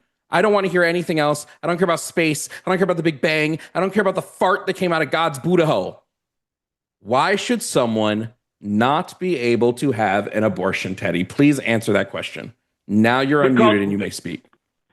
Because no one should not be able to have an abortion unless it's an emergency reason, because they are not the author and taker of life. Great. So then how come police can shoot people? I don't agree with that. You can shoot somebody. Okay, so wait. Anybody can shoot somebody. Wait. So I want to just confirm a few things. When the U.S. sends its armies out and those armies kill people, they shouldn't be doing that because they're not arbiters of life. You're a full pacifist. You said, say that again now? Are you a full pacifist? Do you believe the army shouldn't be taking life? The army? Yep. In war? Anytime. In war is fine, but I don't think that the army is just going around just killing people. Wait. I'm sorry, but we're not the arbiters of life. So how come we can decide at war that we can take it? Because in war, I'm defending myself. Oh, so if you're defending yourself and you're defending yourself from some sort of bodily harm, then it's okay to take life.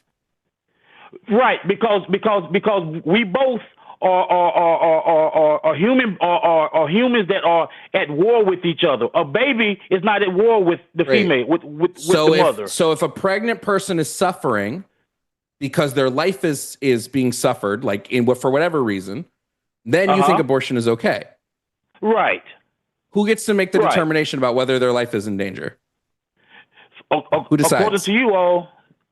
No, didn't ask according to me. This didn't ask according to me. I hate when people do that when asked a question. I asked you, so it's not according to me. It's not according to Jimmy. It's not according to anybody. You. I'm asking you. Who decides whether or not your life is in danger? As a child or as an adult? Just period. Just blank. Who decides whether your life is in danger? An unborn child can't decide. They don't know. That's not the question I asked you. But me as an adult, I know when my life is in danger, when there's a threat of danger in front of me. Okay, so you, as the person in danger, gets to decide when your life is in danger. So a pregnant person can decide when their life is in danger, and because you've agreed that the person gets to decide, and you've agreed that lethal methods are okay when your life is in danger, they can now decide at any point that their life is in danger, because they make the decision about when they feel their life is in danger. And when they feel a credible threat, and they can have that abortion and kill the life inside of them because it is a credible threat to their life. Thank you for playing. Hey, Teddy, how long have you been? Wait, Teddy. How long have you been a vegan? You agree to all abortions? I'm sorry? How long have you been a vegan? I'm not a vegan. You said that we can't take lives because we're not the author of life. So wait, you eat animals that are alive? I sure do. You know why?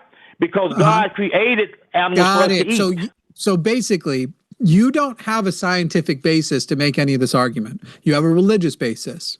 And it is your religion that says you shouldn't get an abortion. And listen, Teddy, if you ever get pregnant based on your religious beliefs, you should go ahead and not get an abortion. But we live in a country with separation of church and state. You have to make a better than religious argument to make other people live by your beliefs. Your belief is purely, not even just, it's not the Christian, because there are Christians who are pro-choice also. It is your version of a religious belief.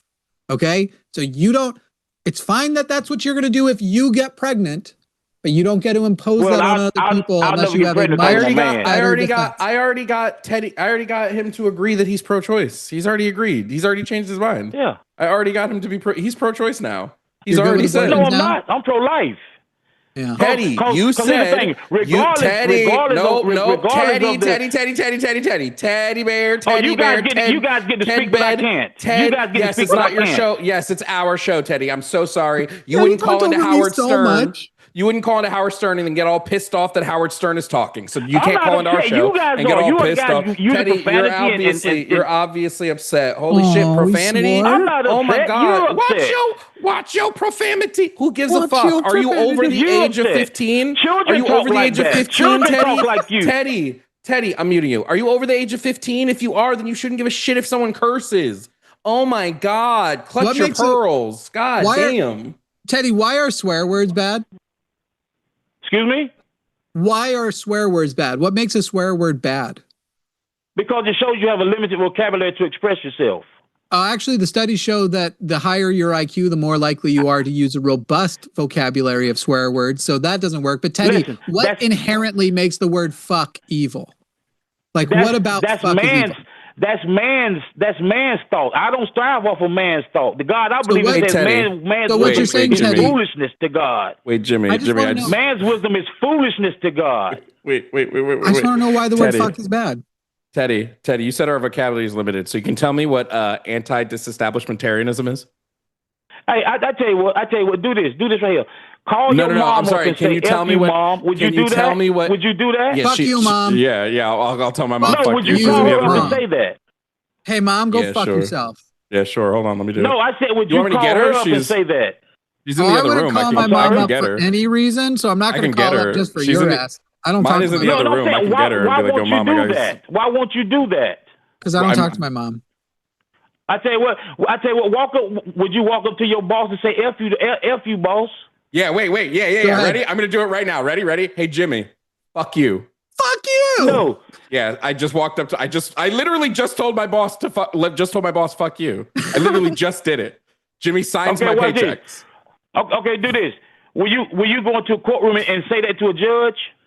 No, because the judge will throw me in jail. Teddy? Why not? Because the judge has disproportionate power that he can abuse. But why would he use power on you for saying that? Teddy, you wouldn't use the word Jesus loves you if I held a gun to your head. Why would he use power on you for saying that to him? Teddy, because he has fallen for the arbitrary, stupid language rules of society. If I say it casually and not a contemptuous way, he shouldn't. He should respect the freedom of speech at that point. If I'm using it in a contemptuous way, which is disruptive to the court, he has powers to actually monitor the tone of the conversation and prevent you. But you wouldn't say Jesus loves you if I held a gun to your head and said, if you say it, I will shoot you, because that's a disproportionate type of power. Yes, I would. You don't know me. No, you wouldn't, Teddy. Yes, no, you wouldn't. All of you guys act like you are these soldiers. Now you guys are all pussies. You don't know me. You're somebody on YouTube or social media. I know you. You can't tell me what I would do. Yeah, I do. No, you don't. You don't know me, Teddy. Did you call us just to cry? Because you could have done that in your living room on your own time. No, you're the ones crying because I'm making We're you on video, think buddy. about your stupid logic. You have Quite no literally you. foundation Wait, Teddy, because Teddy, you keep Teddy, going I back to consider the word. this. I consider the word stupid a swear word. Why did you just use it? I'm sorry? I consider the You said word what now? stupid a swear word. Why did you just use it? Because stupid is not a swear word. Yes, it is. No, it's not. Yes, it is. No, it's not. Yes, it is. Stupid defines an act. Fuck defines an A act. conscious act. Stupid I wish defines I wish I was consciously fucking instead of talking to you right now. Fuck describes You an see act. what I mean? You're childish. You're childish. Wait, Are you ready? Wait, I I'm going to take it a consider step further. Jimmy, I'm going to Teddy, take it a I step consider further. childish a swear word. I'm going to take it a step further. I'm going to take it a step further. Teddy, stop You're swearing. immature. You think that trying to degrade me and use up profanity is going. I feel sorry for you. I feel sorry for you. Teddy. I feel sorry for both of you. Teddy, I'm going to take it a step further. Teddy, I'm going to take it a step further. Ready? Fuck God. Fuck Jesus. Okay. Fuck the Holy Spirit. Okay. Fuck the Virgin Mary. But also fuck the Virgin Mary. And I'm still going to pray for you. Fuck Mary Magdalene. Fuck and I'm still going to pray the for whole you. Bible. When I get to heaven, I'm going to look God in his ugly ass crusty face. Because you know not what you're doing. I'm going to look God in his... You know not what you're doing. Okay, here, hold on, Jimmy. Hey, I'm still going to pray for you. Teddy, you can't stop us from praying for you either. Satan, please favor Teddy. Oh, Satan, take Teddy down to hell. You can't. We can all say words. It doesn't mean they fucking mean anything. True. What you say? I said Satan loves you. Satan, please bless Teddy. Thank you. You're welcome. Satan's gonna help you out, buddy. All right, goodbye, Teddy. Wait, no. But I'm praying for both of you because you're lost. Your souls are lost. Your mind is lost. It'll do nothing, Teddy. Yeah. Just give me a... I'm praying for you guys. And watch this. I guarantee you remember me at a certain point in your life when you have to give an account.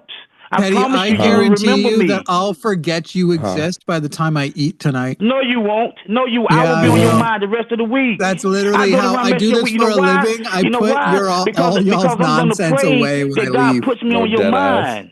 Teddy, your prayers have no powers. Never mind, I can't find it. So you're fine. Do what you need to do. No, they don't. They do nothing, buddy. Yes, they do. Yes, they do. They don't. You don't believe in prayer, so how you know if prayers have power? You don't believe in prayers. Because no prayer has ever been demonstrated to work. You're basically going with, how do you know magic doesn't exist? Excuse me? Until you demonstrate your magic works, the most reasonable, logical position. All right. I had to mute you because I wasn't done with my sentence. After complaining that we were interrupting you. I can't find what I wanted to find, so you can boot him if you want to. Magic... It doesn't make sense in a natural world. No one has ever demonstrated that magic could possibly work in the natural world. And so your magic, the best conclusion is, does not exist and doesn't work and doesn't do shit. But Teddy, if you ever want to prove it, give us a call. Prove that your prayer works. Hey, wait. Let's try this. Hey, Teddy, does God speak to you when you pray?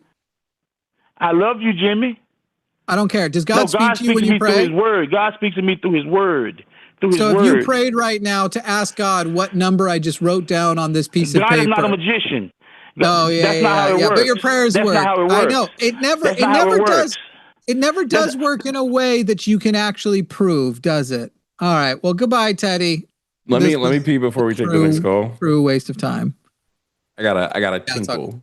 That's not how it works. It works in mysterious ways. You know, those ways that whether it works or not, you'd never be able to tell the difference. Mystery.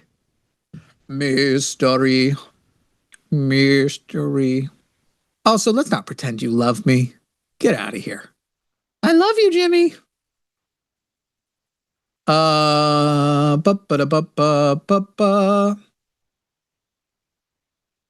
1, 2, 3, 4. I'm just reading chat. Quick, get in a bunch of. Let's surprise Jovan with a ton of super chats when he gets back. Please make your P tributes, and I'll read them to him when he returns. When Jovan gets back, we will move on to the next calls as well.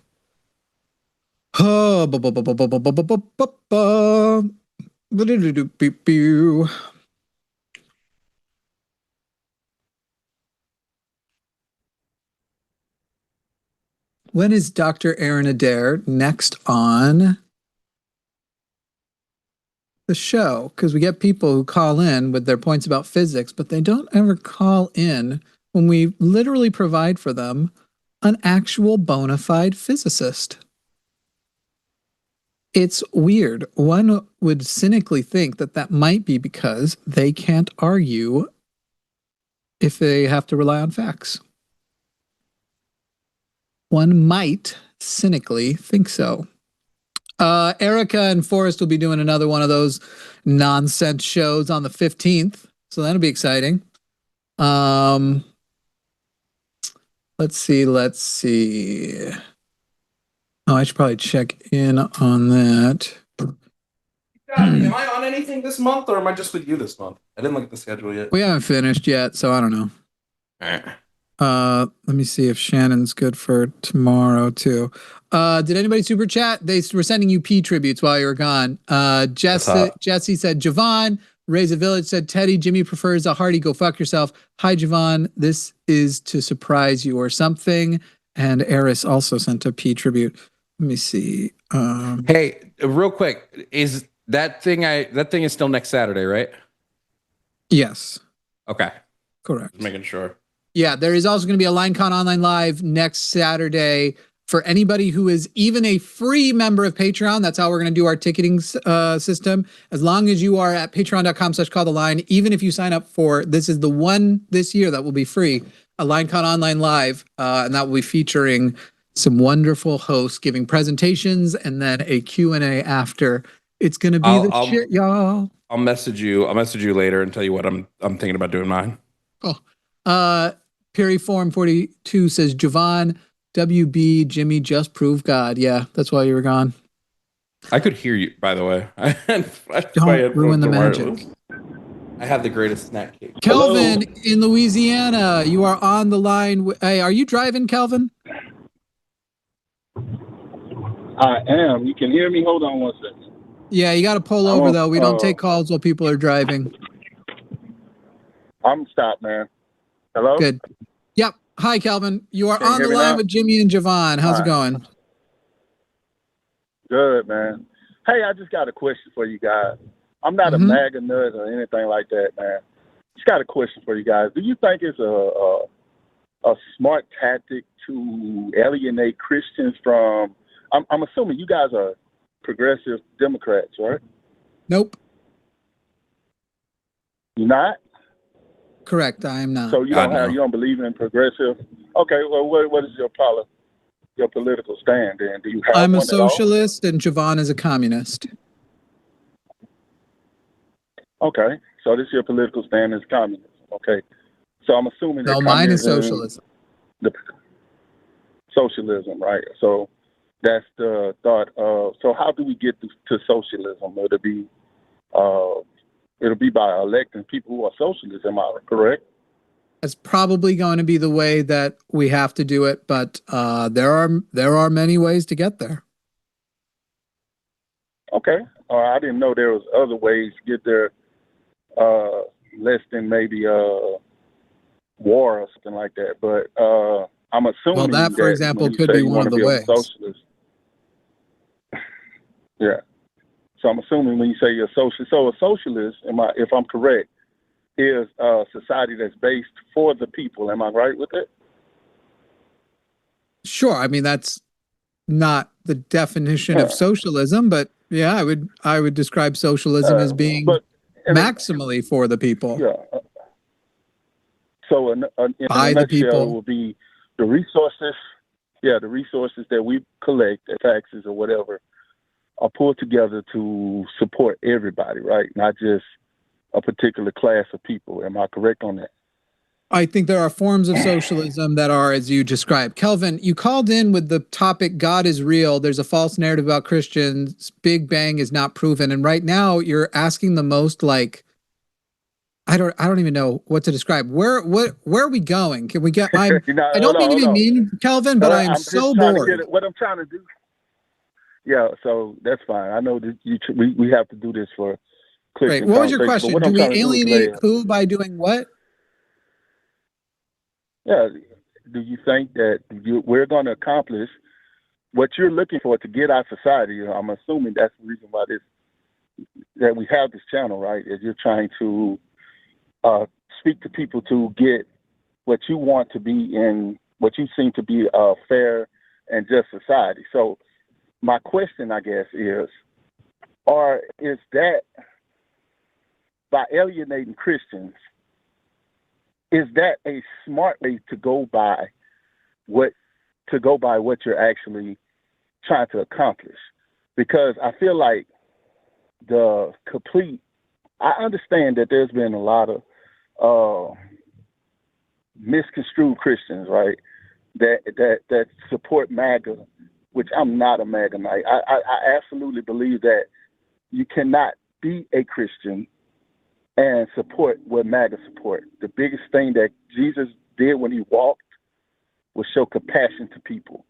And I believe that MAGA is 100% without compassion. You can't be with compassion if you're happy to see what's going on right now. But let me digress from that. My question to you guys is, by alienating and showing that, saying all these negative and hateful things about Christianity, is that going to help pull us towards a society that's based on what you guys are trying to do? And I just don't understand. Like, what negative or hateful thing which negative or hateful things did we do in summary toward Christianity, Jovan? Oh, you just cussed out the whole Holy Trinity. I heard you just say that. You just cursed them all out. Just like it's not. It was totally disrespectful. Which I've never heard anybody say anything like that about any other religion. And I'm not hating on any other religion, but I'm just saying I've never heard you guys go in like that about. So specifically, we're not actually alienating Christians broadly. We may be alienating Christians who are very sensitive and think that words have important meanings. No. Like that. Words do, in words, and I believe words do have meaning. And yet I know Christians who would literally just be like, those words don't affect me at all. Who gives a fuck? Yeah, they don't affect. Okay. You know, Christians. I'm sorry, Kelvin. Donald Trump is president. But comedy is legal again. Sorry. No, I'm sorry. Words do have meaning. Okay. Yes, words have meaning. If words didn't have meaning, but they aren't like. If words did not have meaning, why would we use them? Sure. Words have meaning, but those meanings don't have any more importance than whatever you put on them. So why should I limit my language to your sensibilities? Yeah, I'll tell you why. To be respectful. Right? I don't care to be respectful. If you're I care to have. To, excuse me. I understand. Kelvin, who broke the in that call? Hold on, Kelvin, let me get this out. Now I'll let you. I'm gonna get my thing out. Who broke the pattern of being respectful in that last call? Oh, it was absolutely him. I'm not taking up for him, right? Because no, you kind of are. That he had, I don't think that he had the right spirit to debate this with you guys, right? I'm not taking up with him. I'm not taking up with him. But it seems to me that if my goal is to make society come together, I would want to be respectful to every. I wouldn't want to alienate a certain religion. Now, okay, great. So go ahead and start that channel. Can I say this last thing before? Go ahead and start that channel, and then let's actually do a debate. Do I understand the fact that people use Christianity to try to justify evil things like MAGA do? Yes, I understand that absolutely happens. Okay, I'm not an idiot, but what I'm trying to say is, people do the same thing in using Islam, and like I said, I'm not downing anybody's religion. They say the same thing in all these other religions. And was that the other one? The statement you made with the Big Bang. The statement you made with Jimmy, was that an M, not a W? Okay, hold on, let me fix it. Go ahead. The statement I made about the Big Bang, what? Yeah, that's a theory. That's not evidence. There's no evidence, absolute evidence of the Big Bang. That's great. Not true. So Kelvin, now that we're finally off to something of substance, what does it mean for something in science to be a theory? What does it mean to be a theory in science? In science, what does the word not what does it mean like the way you might be like? Nope. Unproven. Incorrect. It is a belief. Incorrect. It's not. Hey, have you not heard of the theory of gravity? Yes.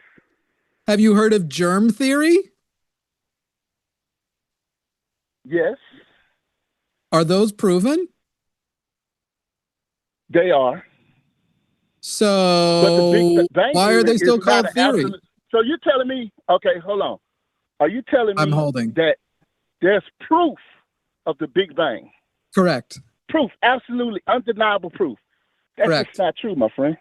Yes, there is. That's all right. True. Great. Since Kelvin, wait, Kelvin. No. You're going to wait because you're the one who just made a supposition. So since you're making this supposition, since you're saying this definitively, that means you know the body of evidence and you already know how to refute it. So rather than explain it to you, because you've just declared not I'm unaware of that being true, you've declared that's not true, a definitive statement. So please tell me what is wrong with the proof that we gain from observing cosmic microwave background. Actually, before you do that, would you go ahead and explain to the audience who doesn't understand what cosmic microwave background is? I don't know what cosmic microwave background is. Oh, wait. No, so what you're saying is,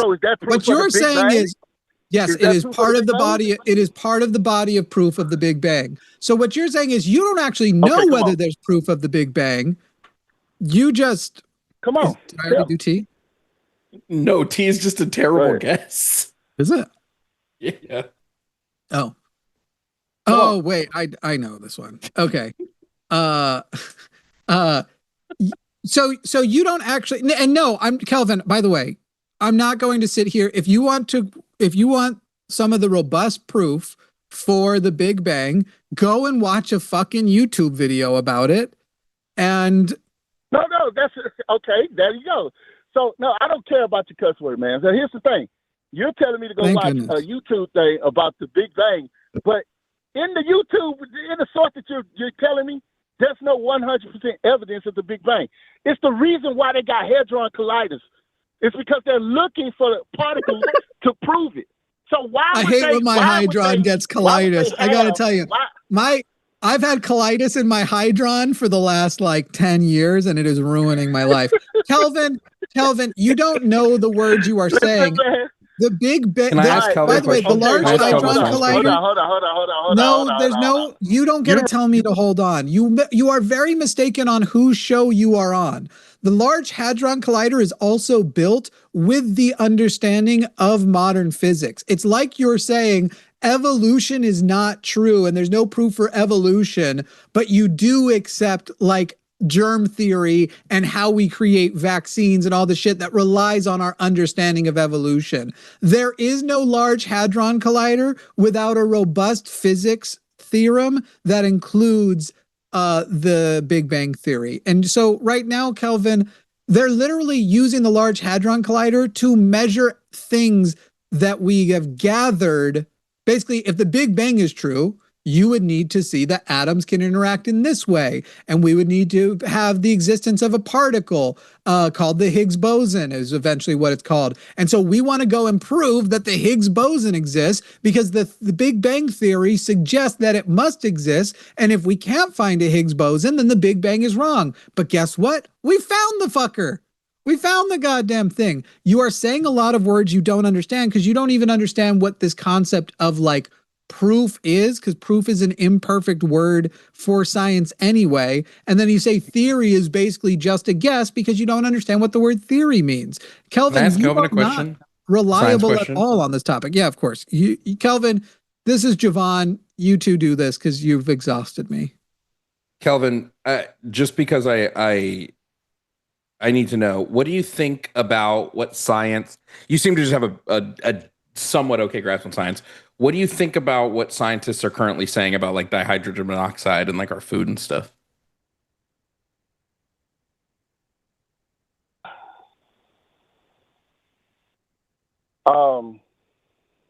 I don't know the study that you're talking about. What you mean? Well, they just said that they found a massive quantity of dihydrogen monoxide in basically every food we have. Okay, and what does that mean? What is dihydrogen monoxide? It's a chemical. Yeah, I know what I'm saying. What does that mean that they found that in our food? What do you mean by that? I mean, so, dude, I'm not a physicist, right? I haven't studied these shit, you're not? and everything. But all I can, sure, of course, yeah. I mean, guys, you know that's who you get. Come on, let's be real. You know that's who you get called this show. You know that's what you get every night. Guys, people who are not, people who haven't studied. Well, this wouldn't be physics. This wouldn't be physics. This would be chemistry. Yeah. Tomato. Kelvin, you can't blame this on the people who call in. Kelvin, you made definitive statements as though you had. I thought a physicist studied physics. Physics is physics not the study of everything? Is that not? I think you're more thinking everything is physics. Yeah, I don't know that I would say physics. I thought physics was the study of everything. Isn't that a movie? Yeah. Isn't that a movie? The theory of it. Are you talking about like the theory of everything? No, no, the theory of everything is something else. But physics is literally the study of everything, how things work, what they do, how they move. So you can have physics and chemistry. You can have physics and physical things. Like it's the study of everything. You have physical and mechanical. So what was the professional or expert basis upon which you made the definitive statement there is not proof for the Big Bang? There is not proof for the Big Bang. But you already did not know when I told you the term. Yeah, but see, you won't let me. I gave you. According to what you just said, you just said that. Say it 4 more times. That proof is not. We don't have a true concept of understanding what proof is. So I said that you don't understand that proof is not the perfect word for science because science doesn't use the word proof like that. Yeah. It does, however, demonstrate things. Yeah. And the reason we use, by the way, you are the individual. Oh my fucking God. Can you shut the fuck up when somebody else is talking ever, Kelvin? Jesus Christ. Look, man, I'm a man. Kelvin, don't talk to me like that. Kelvin, I'm going to talk down to you, little bitch boy. Don't talk over me, you little bitch boy. Hey, baby boy. Hey, baby boy, don't talk over me. I'm a man. Don't talk to me like that. Treat me with respect first, you bitch. I wouldn't say boy. Kelvin sounds like he got some black in his voice. I wouldn't say boy. I said baby boy. That's okay. Baby boy is different, right? Not really. Not when a white person says it. Baby boy. All right, sorry. We can find out. Kelvin, wait. Hold on. Kelvin, are you black? Yes, I am.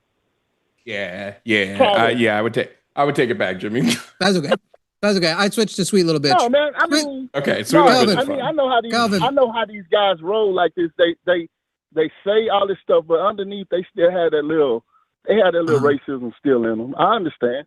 Yeah, that's what it was, Kelvin. I definitely understand. That's what it was. That's why I went there. This wasn't that, but this wasn't that. But Jimmy definitely does have a little racism in him. That's a whole different conversation. I do enjoy. I love it when conservatives jump to identity politics. It's my favorite thing. Hey, Kelvin, I'd say it'd be a pleasure, but that would be a fucking lie. All right, Rick in Texas. Rick, he's from Texas. You're a conservative here to say that separation of church and state is why religious people need to stay in their own lanes. But that's not at all what it is. That's what the host said. All right, tell us, Rick, what's the separation of church and state? Okay, so where in the Constitution of the United States or the Bill of Rights do you read separation of church and state? Do you mean the phrase? Or are you going to try and be very pedantic about the fact that the phrase separation of church and state isn't there? I don't really care if it's not. I don't really care if it's not in the Constitution. I don't think that matters. So it's not anything to do with our laws or no, anything it absolutely like that. is. But the phrase is a category. It is a summary. Separation of church and state is a summary, and it starts with the First Amendment, and then it goes through. It starts with the First Amendment, and then it goes through decades of precedent of Supreme Court trials that basically reaffirmed what those what those laws and what the First Amendment meant. That sounded great. It's wrong, but it sounded amazing. Great. Tell me about Everson versus Board of Education. Church and state come from? I already answered the question. No. Excuse me, Rick. I told you the answer. You either have to tell me why the answer is wrong. You don't get to re-ask when you get fucking owned and then go, okay, I need a new answer because you said correctly. It starts with the First Amendment and then it goes through now centuries of Supreme Court cases. That is the answer of where that has been reaffirmed many, many times. By the way, the person who wrote the goddamn thing, Thomas Jefferson, even mentions wall of separation between church and state in his, which letter is that? To the Baptist. The Danbury Baptist Association. Right. Yes. So that's where he mentions it. Yeah. So now I'm going to own you. Since I was nice to let you excuse speak. me, Rick, I'm not now done. I'm own you. Rick, no. You'll get to affirm it. Well, because forever. this is the point that you're trying to get to, Rick, is that you think because it's in the letter, it's not in the Constitution. It starts in the Constitution and then it goes through again, centuries of precedent. I would just be even more specific. It's the Establishment Clause. The government can't establish or sponsor any religion, and allowing Christianity or any other religion to be in the government would be a sponsorship of said religion. So all right, go ahead, Rick. The Establishment Clause. And by the way, Rick, we at times have constitutional lawyers on this channel. You'll be calling in to tell them the same shit, right? If I'm around whenever they're there, I do work too. Oh, yeah, I bet. Okay. I bet. That'll be great. All right, go ahead, Rick. Go ahead and own me. I work for the state of Texas. Okay, real quick, if you'll stop talking when I'm talking, like you told the other caller to do to you. So, I mean, be respectful. No. But I am actually a correctional officer, so I do work. Okay? Okay, great. Thank you. Great. Now you were going to own me, right? Sound like I don't, so thank you. I said I'm sure you do. Establishment Clause. Go ahead. They're always so sensitive. Conservatives are the most sensitive bitches in the world. Rick. Establishment Clause. Disprove it. Yeah.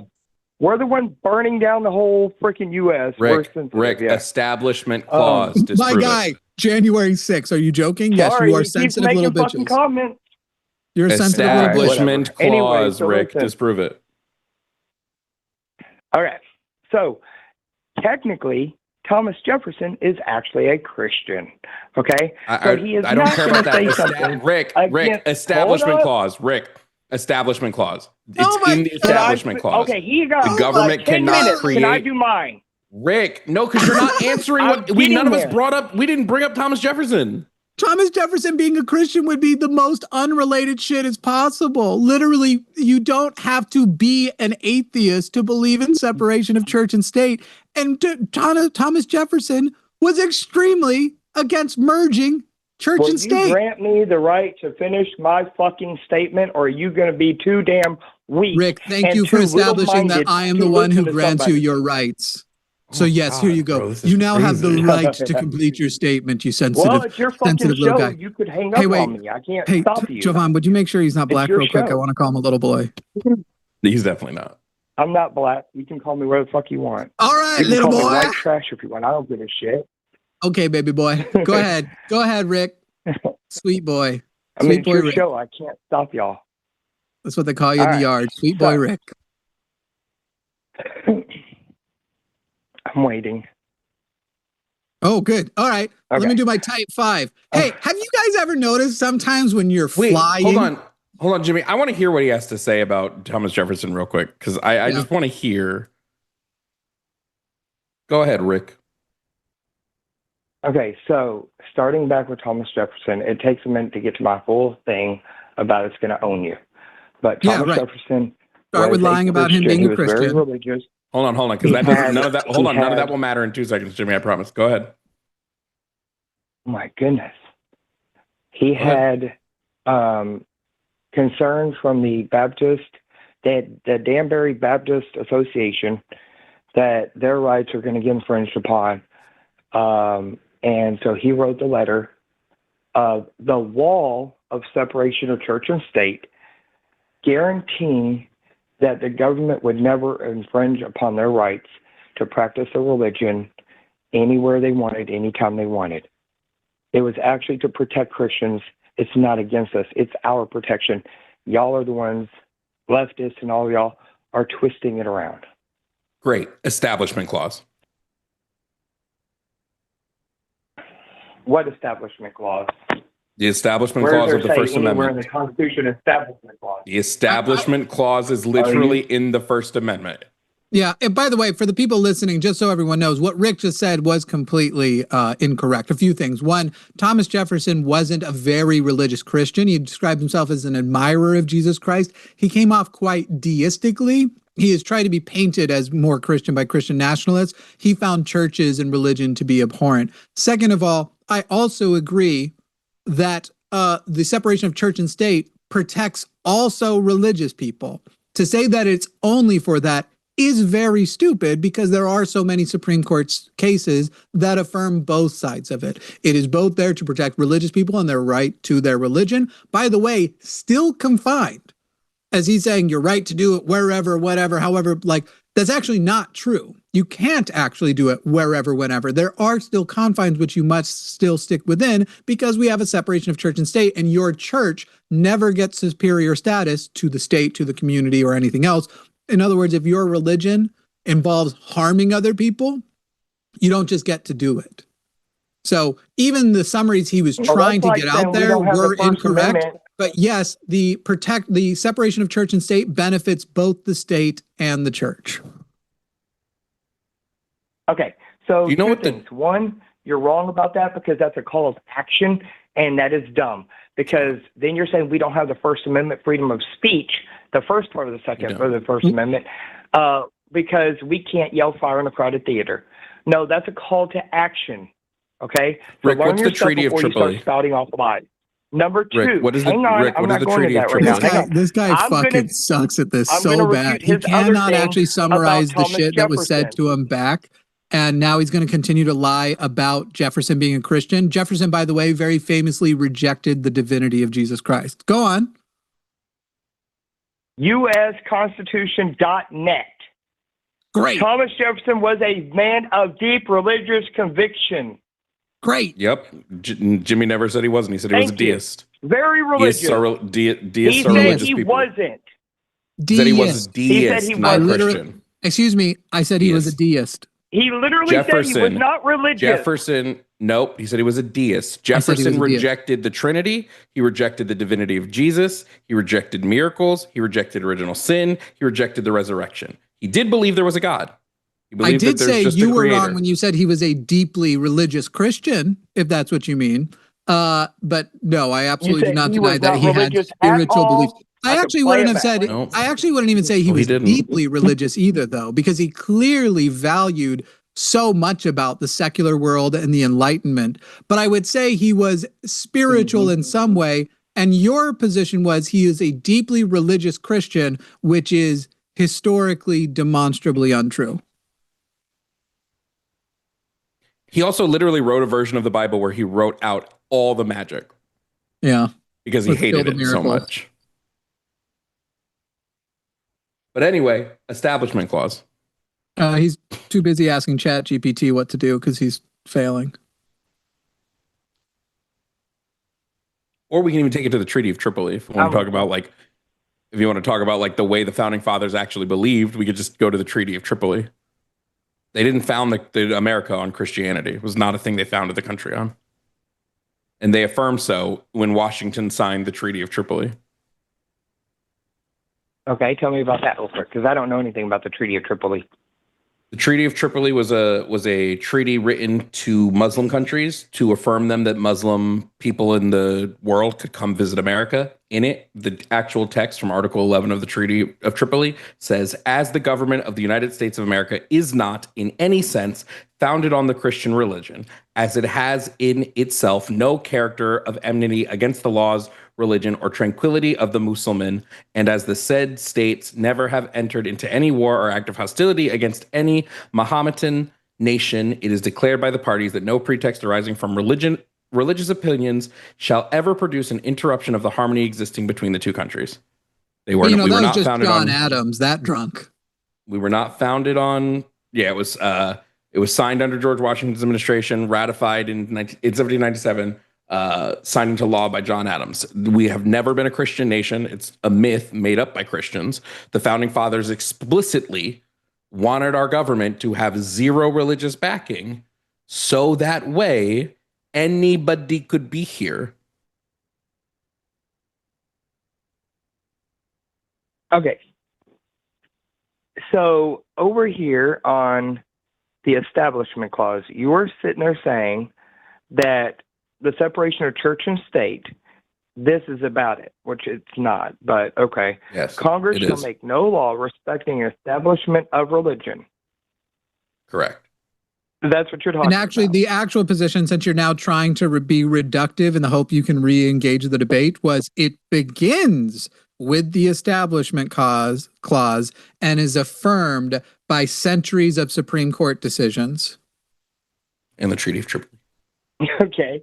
So, hang on. What are the amendments?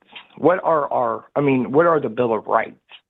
The Bill of Rights are the first 10 Bill amendments. Of Rights. First 10 amendments. Okay.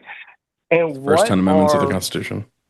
What are the rights? Like, okay, you don't have to go through what the rights are because, that's a lot of them. But, where do we get these so-called rights from? From the government. Oh, so the government gives them to us. That's literally how rights work. Legal rights are given to you by a legal government, yes. Even what you're trying to go with where they recognize God, that is still the government saying, and by the way, as has also been reestablished and reaffirmed many times, God there is a turn of phrase, and it could refer to anybody of any background who believes they came from anywhere, and it was not the Christian God. Any God, yes. Yes. No, actually, any belief, period. Never suggest. Any belief, just that these are inherent values. God. That these are inherent values that come from the mere fact that you exist as a human. And again, you're now trying to jump in.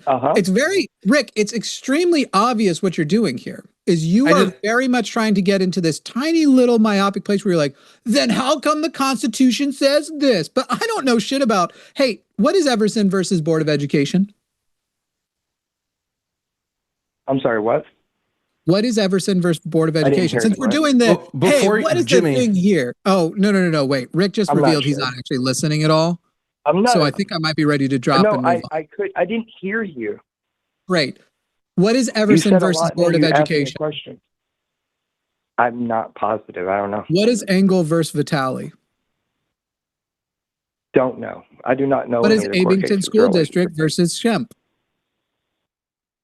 Okay, you can keep naming them, and I'm going to keep saying I don't know. I'm going to keep naming the things that you've said definitively. We don't have separation of church and state, and yet I have a list of at least 30 more Supreme Court cases that say we do, that they have affirmed that we do. So maybe go and actually learn a little bit of political theory, a little bit U.S. legal theory. Stop thinking that separation of church and state means that we're saying you don't get to be a Christian. You get to be a Christian in as much as it doesn't harm other people, and as much as you aren't fucking with other people's lives. I don't know why he even asked about rights. The word God is nowhere in the Constitution. It's not in the Bill of Rights. The word God is not in there.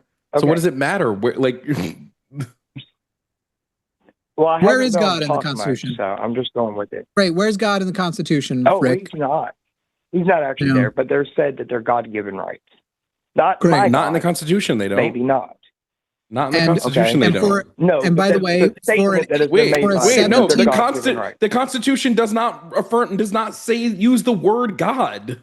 Even if it did, I wouldn't care. Like literally, it's a 1700s civilization where at that point in an area that is mostly religious, they are doing it in using language according to their understanding. And as understandings evolve, the Constitution was literally built to evolve, and we just stopped doing it. You're supposed to have conferences every couple decades to update the Constitution, and we just fucking don't. So I wouldn't even care even if you had this point, and yet you don't have this point. Okay, I haven't been able to make many points at all. All right. Well, Rick, you've been I a love how complete y'all and are whiny free for complete. speech. You're a very whiny bitch. Freedom to talk on the phone on YouTube has nothing to do with freedom of speech. Freedom of speech. Sorry, I mistook speech and bitch up together because of who I'm talking to. Once again, Okay, I would so say you're it was a just gonna shut me pleasure, but I down don't when want you to. haven't proven me wrong. Okay, babe. We're in the end game and we have too many calls to waste this much time with somebody so bad at this. James in Kentucky. End game? Do we have to go for any reason? Do you have to go? Yeah, house stuff. Hey, sir. James Hey. in Kentucky, Okay. you are on the line with Jimmy and Jovan. How are you, James? Hey, I'm doing good. How are you? Just fine. What you calling about? Well, I have So about you wanted to discuss, or I apologize.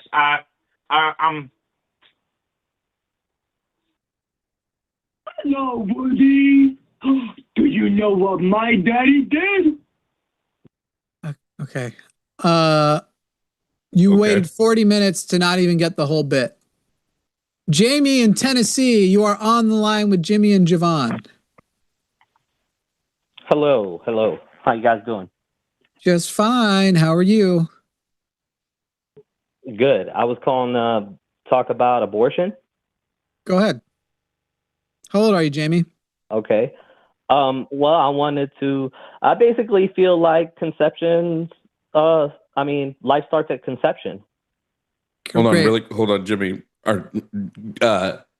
Jamie, do you know what contraception is? Yes, I know. I was talking to my co-host, Jimmy. I was asking him, hold on 1 second. Jamie, do you know what contraception is? Okay, good. Okay, I just wanted to make sure because that barrier hasn't been met recently. I know there are some contraceptions that I do know about those contraceptions, and I disagree with those as well. Great. Jamie, how old are you? What did you just? I'm 42. How many times have you voted in your life for president? Every time, or did you miss any, or did you say 50%? I might have missed once. But I mostly votes. I also vote for my county and local governments as well. Jamie, if he's 42, I'm white. Jamie, you have a unisex name. What's your pronouns? I think that's irrelevant. No, it'll be relevant for the address live. me however you like. No, that's okay, Jamie. I get you. But the live chat is going to not call you Jamie every time. Would you rather the live chat say he or she when referring to you? They can call me whatever they like. Okay. All right. Well, I guess people feel free to call Jamie he or she, being needlessly withdrawing needlessly because it's like such an easy thing to answer. But we're off to a roaring start. Okay, so you believe that some contraception is also wrong because you believe that life begins at conception. Fine, Jamie, I don't care if life begins at conception. I will grant you that fetuses are alive, that embryos are alive, that zygotes are alive. Technically, sperm and egg are alive too, but it feels different because they haven't combined. They're all alive, and yet I'm still okay with aborting them. Right. So don't you think that the premeditation and the intent makes it murder by definition? Murder would need to be unjustified, and me and Jimmy both believe abortions are justified. Yeah. So you are. The answer would be no. I do not believe that. In what way are they justified? Because we believe anybody. They justified? I'm just curious as to what your stance is on this. Okay, great. But if you ask a question, let us answer it. I believe, and I think Jimmy believes the same, that at any point a person can remove their consent to being pregnant. And so because they've removed consent, it is now justified to remove whatever's in their body out of their body. But they did consent to getting pregnant when they had sex. No, they didn't. No, sorry. Consenting to sex is not consent to pregnancy. Even if that were the case, can consent be revoked? No. Then it's not consent, it's force. Right. So they're not consenting to anything. You're forcing them to do this. What do you mean? Consent hold on. must always be able to be revoked. Consent literally must always be able to be revoked. Otherwise, it's not consent, it's force. Right, but you can't do the whole act and then say, you know what, I don't consent. Like you consented. Jamie, it's done. No, Jamie, you are not tracking my G. Jamie, are you straight? That's irrelevant. No, it's That's it's irrelevant relevant to for what we're the. talking Hang on, about. Jamie. It's relevant for the example I'm It about is to give you. irrelevant to what we're talking about. Make your case. No, all right. So I'm going to mute you because you don't understand where the fuck you are. And so I'm going to explain it to you real quick, Jamie. You're in my fucking house and you'll follow my fucking rules. And you don't decide whether it's irrelevant or not. I do. I'm the closest thing to a god you've ever met. Now, the reason why it's relevant is I have an example I was going to give. And in the same way that to be polite, I was asking you whether or not your pronoun was he or she. I'm asking you if you are straight or gay or bi, so I can now make an example that is more politely tailored to you. It is literally an act of politeness, but you're being a pedantic little bitch, just like conservatives constantly are. So Jamie, I will unmute you now that you understand how the rules work, that you called into our show. We didn't call in to talk to you. Jamie, are you straight, gay, bi, or something else? I decline the answer. Great. All right. So, Jamie, let's say you are having vigorous. Great. Great. Fine. You can decline to answer out of preference. So now I'm going to give you an example and I'm going to choose. Let's say you are having vigorous with a power bottom sex with a man. Halfway through the sex that you have with the man, are you allowed to change your mind and decide you no longer want to have sex? Yes. That is what consent is. Now, consent is ongoing. So just because, Jamie, I'm not fucking no, done. Listen, can I make a point? No, you literally cannot until I am done. I just explained the rules to you and you can't fucking get them. You will get to make your point when I am done. The point Jovan was making earlier is that consent is ongoing. If at any point you are no longer allowed to withdraw your consent, it is not consent. At that point, it is forced. So whether you believe consenting to sex is also consenting to pregnancy, which I do not agree with, consenting to sex, or rather, even if you do consent to a pregnancy, you only have consented if you have the ability to withdraw it. Otherwise, there is no consent. You can't ever say that there is a point prior to its completion that consent cannot be withdrawn. Once it is over, I know you tried to make that stupid point, once that act is no longer going on, then you can't withdraw your consent. You're not going to be able to unsuck your buddy's cock.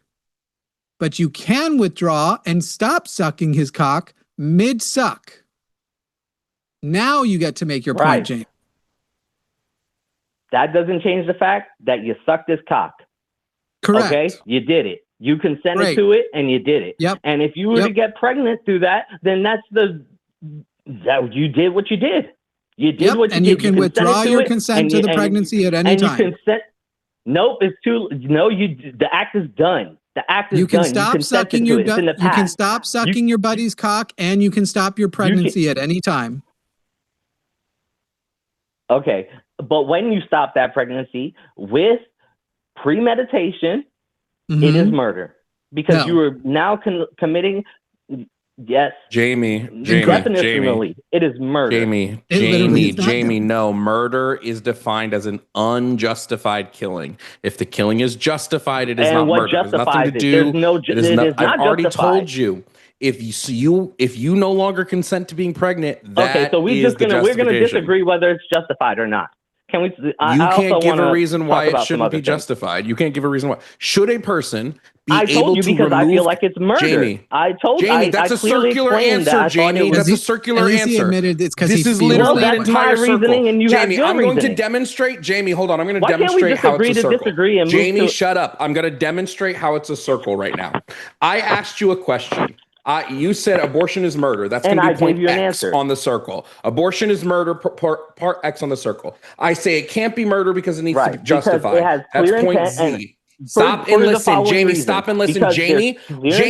Jamie. And it is unjustified. A person. I'm going to mute you really quickly. A person cannot have a conversation if they refuse to listen. You have a script, and we refuse to go on your script, so you're getting butt hurt.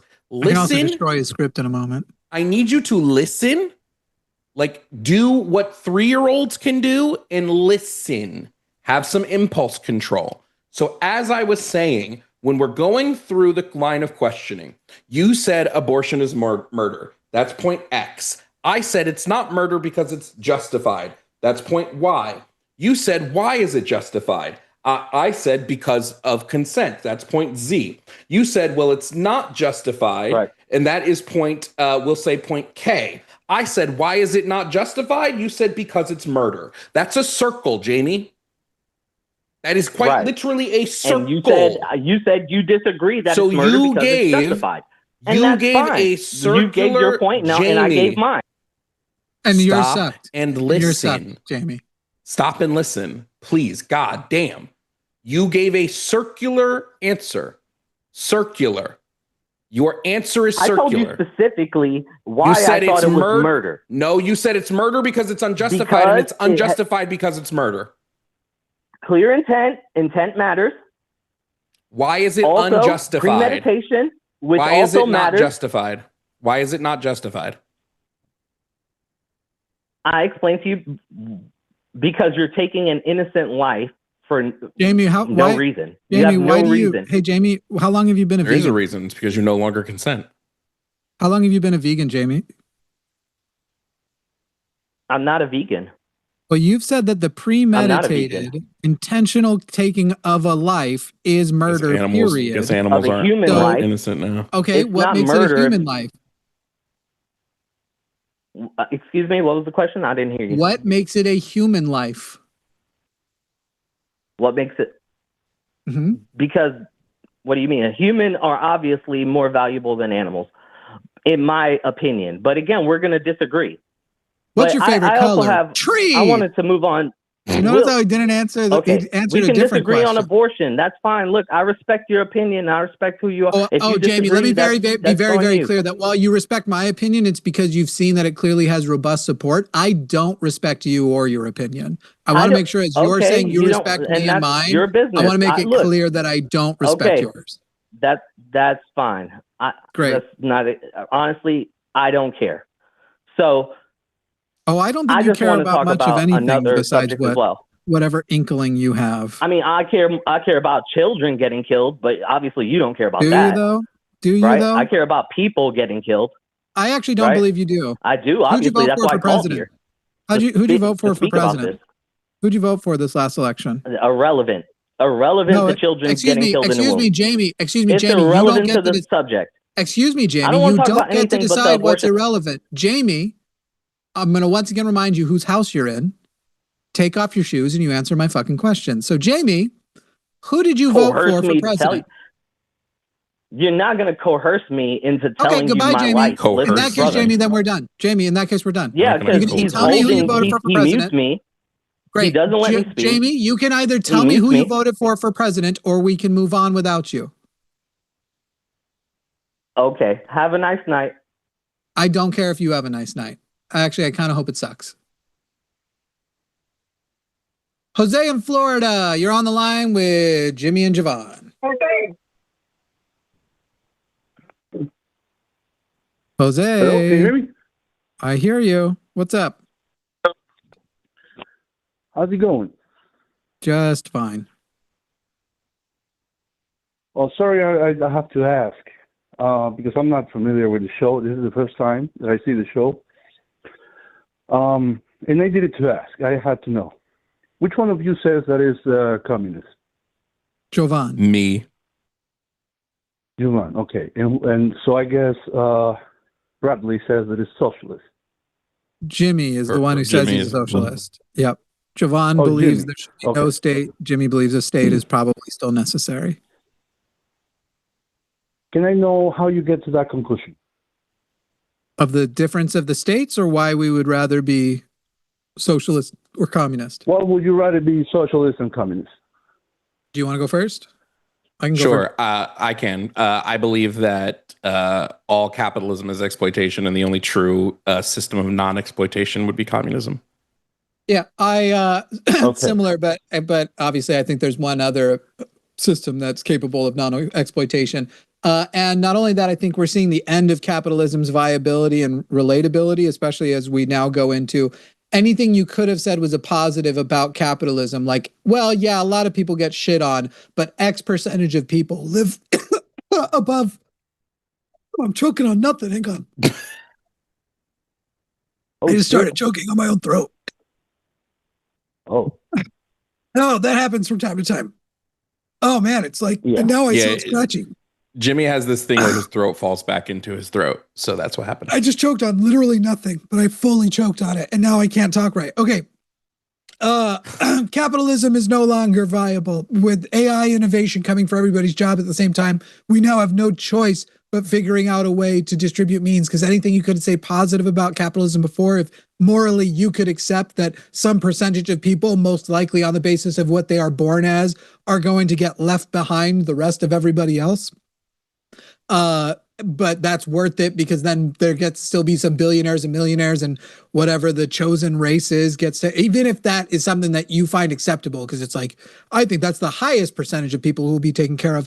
All of that is made completely irrelevant by the future of innovation, AI, robotics, and the like. There is no future where capitalism can succeed anymore.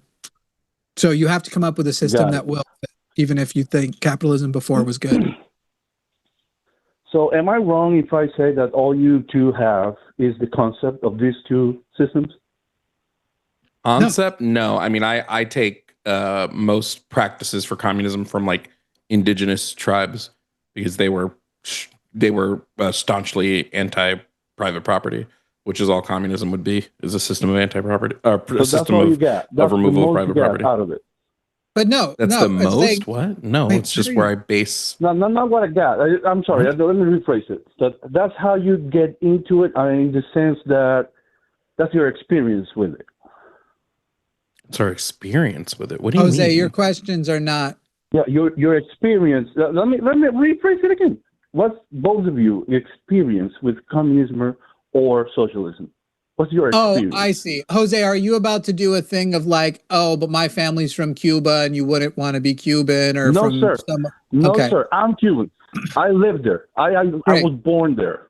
I lived there. So, and so Jose, your experience. I lived it. And so, Jose, you can say on the basis then, if you want, you could say on the basis of your experience of what you think was communism or socialism about Cuba, you think therefore socialism and communism are inherently just not viable. But I can literally do the same thing with living in America. There's another country, and I can say capitalism clearly doesn't work because of how many. Jose, please remember the rules are you talk when I'm done.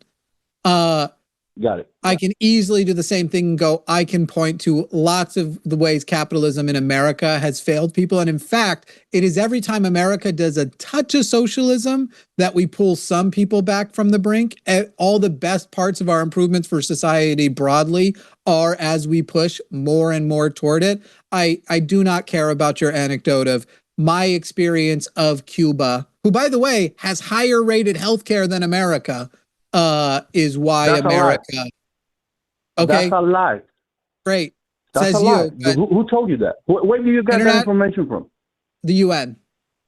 World Health, the World Bank as well. The UN is not inside. I was inside. Right now, kids are dying from disease.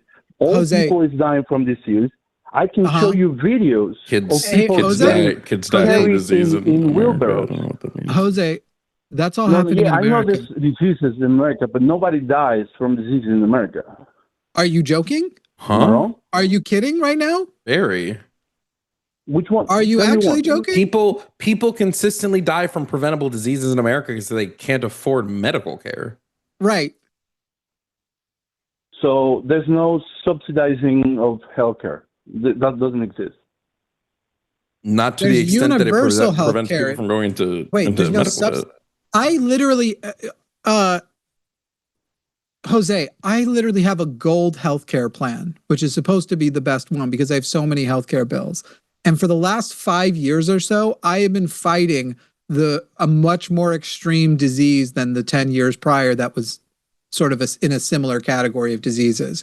I am literally the one who has figured out what's wrong with me, because everything is so overrun. It's all run on these capitalist models. Insurance won't pay. I'm not even joking.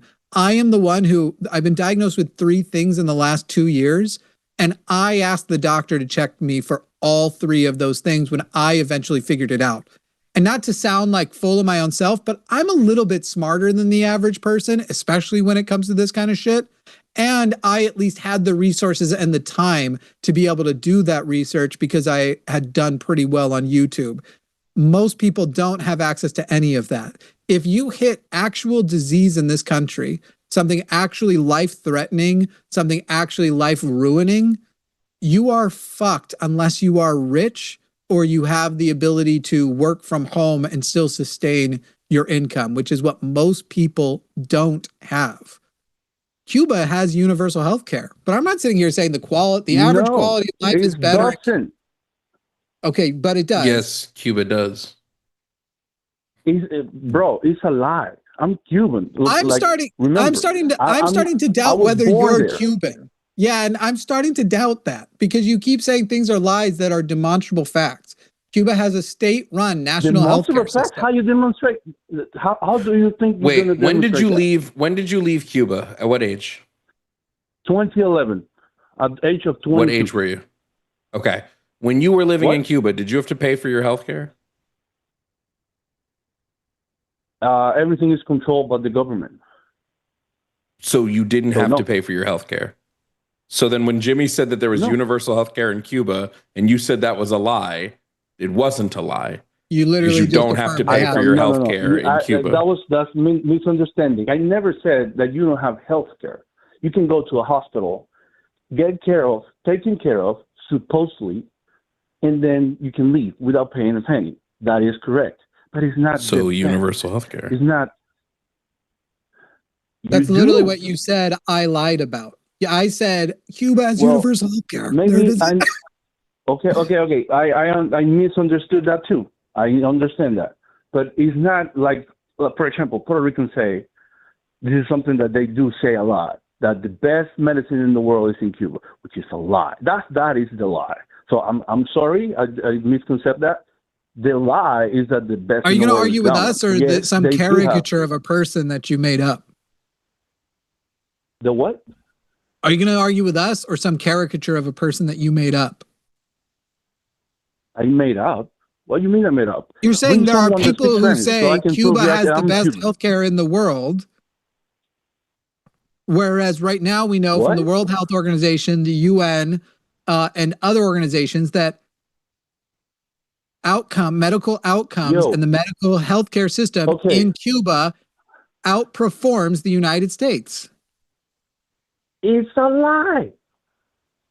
Okay, well, I have their data versus this guy. Well, how about this? How about you get in jail, which happens in every socialist communist country that you've ever seen. You have jails here. You don't have what you have in. No. You don't have free speech. You say something that they don't like, you go to jail. You don't have free speech in jail. In jails here. What?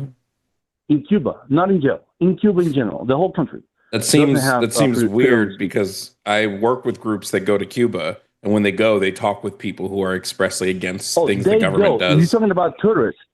People no, they're not tourists. Into the country, yes, they can talk whatever they say, but Cubans, not tourists. Cubans, my friend.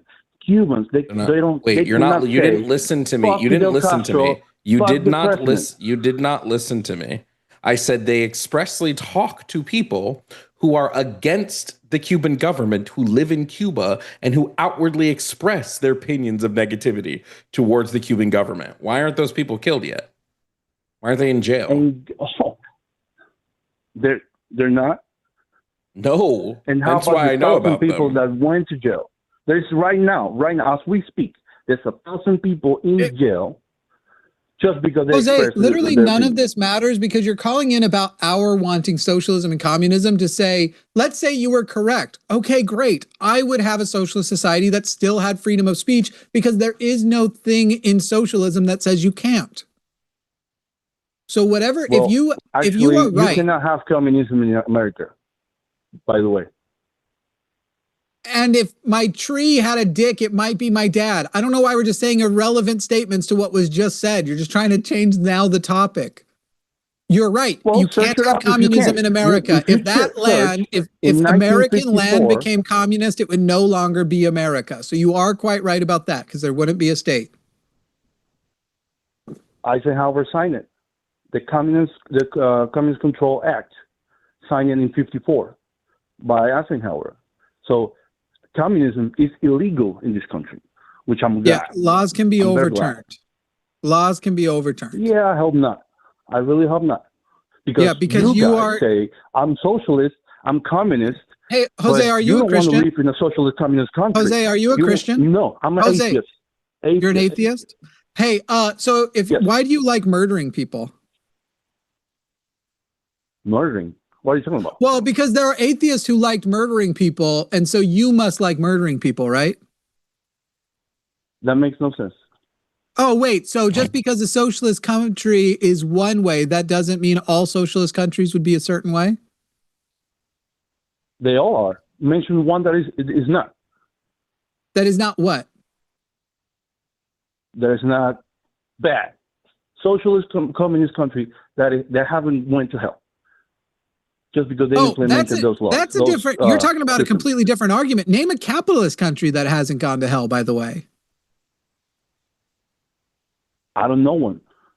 Mention one. Name a capitalist country that hasn't gone to hell. But if we want to talk about why socialism has failed, it's not going to be a comfortable conversation, because we can even talk about why did socialism fail in Cuba, Jose? Why? Because it is a dictatorship. Why did socialism fail in Cuba? It's amazing that you want to bring up this example, and it's a place you lived. You'd wish you'd known your history, but the worst things that happened are a direct results of America's meddling. Capitalist societies cannot abide socialist societies existing peacefully, and they will do everything they can to undermine them, because it destroys their ability to control the people if legitimately there is a better alternative. The only reason why I'm hopeful that socialism is potentially in sight now is because we now are getting to a place where if we don't do something like that, everyone's gonna fucking die. The future of this world cannot survive on a capitalist model, because it will continue like it is in America, where the wealth gap is getting larger and larger. The richest people are richer than ever, and they are not sharing their money and their resources. And now more and more people are going to be put out of work, as we're literally designing brains and robots to put us out of work, not one phase at a time, but to replace the need for humans at all. Socialism or something like it is literally it bothers you that people is rich. Like, you want people that play Robin Hood and giving away money when you have the money. If you were the millionaire, you wouldn't want to do that. That's the problem. Jose, I would be a millionaire right now if I had maintained my YouTube trajectory the way it was before, but I literally instead changed my main focus to a channel of collaboration where I bring other people on and I used to do React content, which was very popular. And it basically, I realized internally it wasn't helping, and in a lot of ways it was hurting, and that these types of conversations are more worth investing in. And now I literally pay everybody here on a pay model that you could only call something more socialist. Our payment model would not change dramatically if America was a socialist country. So you're sitting here trying to say but you guys wouldn't put your money where your mouth is. I literally fucking did. I am poorer than I would have been if I had just stayed on the path that I would have been, but this is more important. So that was good. We went away from what you said, which I think you touched the point of Cuba being blockaded by America. That's what you're talking about? Cuba being what? Blockade. I'm yes, that would be a part of the contribution to it, as well as the Red Panic in Cuba. That's what you're talking about? There's lots of reasons why. They were also hostile trade partners before all of that. There's reasons why Cuba warmed up to America's enemies. There's a whole lot of history to it all. There's a whole lot of history to it all. And it all comes down to capitalism cannot abide socialism. American enterprises in Cuba, which Fidel Castro expropriated. those. Yes, wait, whoa, hold on. No. This is where I come in right now. Do you know how fucked Cuba was under Americans' control pre-Cuban Revolution? Do you know? As a Cuban. Say that again? Do you know how fucked up Cuba was under Americans' control prior to the Cuban Revolution? Well, actually, America Cuba post-Cuban Revolution, prior U.S. occupation. Yes, the Cuban Revolution happened in 1898. Then post that, U.S. then occupied 1988. Cuba. Whoa. 1898. 1898. Oh, okay. Cuban Revolution happened 1898 on December 10th. Revolution? What revolution? Because there was a revolution in 59. The Cuba Revolution ended December 10th, 1898. With against the Spanish? Yes. And then less than a month later, less than a month later, stop. Less than a month later, right? U.S. occupied Cuba. They freed Cuba. Then less than a month later, they occupied Cuba. The U.S. then came in and they amended Cuba's constitution. They amended it, not Cuba amended it. Then guess what happened? By 1950, I can't believe I have to teach your own goddamn country's history. By 1950, 90% of all electric and phone services in Cuba were owned by America. America owned 70% of all arable land. They owned 2/3 of all the sugar production. They owned 50% of all the railways. 3%, only 3% of the farms in Cuba were owned by Cuban farmers. 3%. 2/3 of the population were illiterate. Life expectancy had dropped to 59 years. And then the United States, yes, I'm sorry you don't know your own goddamn fucking history. Then the United States decided to back fucking Batista, who's a goddamn dictator.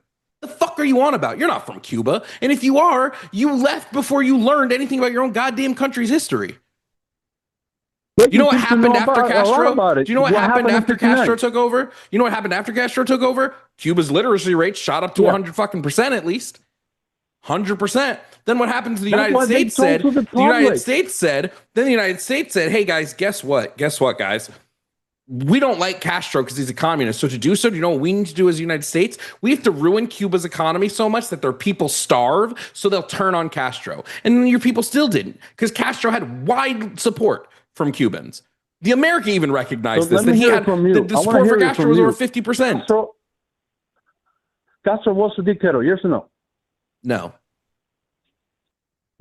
So how long was Castro in power? If you know so much. He was in power for a while, quite a while. Oh, for a while. But nobody voted for him, because I was there for 22 years. I've never seen a vote for a president, which it was, in case you don't know, 45 years. 45 years. That motherfucker he was in power from 59 to 2008. And nobody voted for him to be 45 years in the power. So is that not dictatorship? Let's go further. No. His brother took up when he was too sick and too old. No, that's not what a dictatorship is. And nobody. It's not what a dictatorship is. Excuse me. It's not what a dictatorship is. No, he took power. That's not what a dictatorship is. And I was there. That's not what a dictatorship is, because Castro didn't hold absolute power. Are you sure?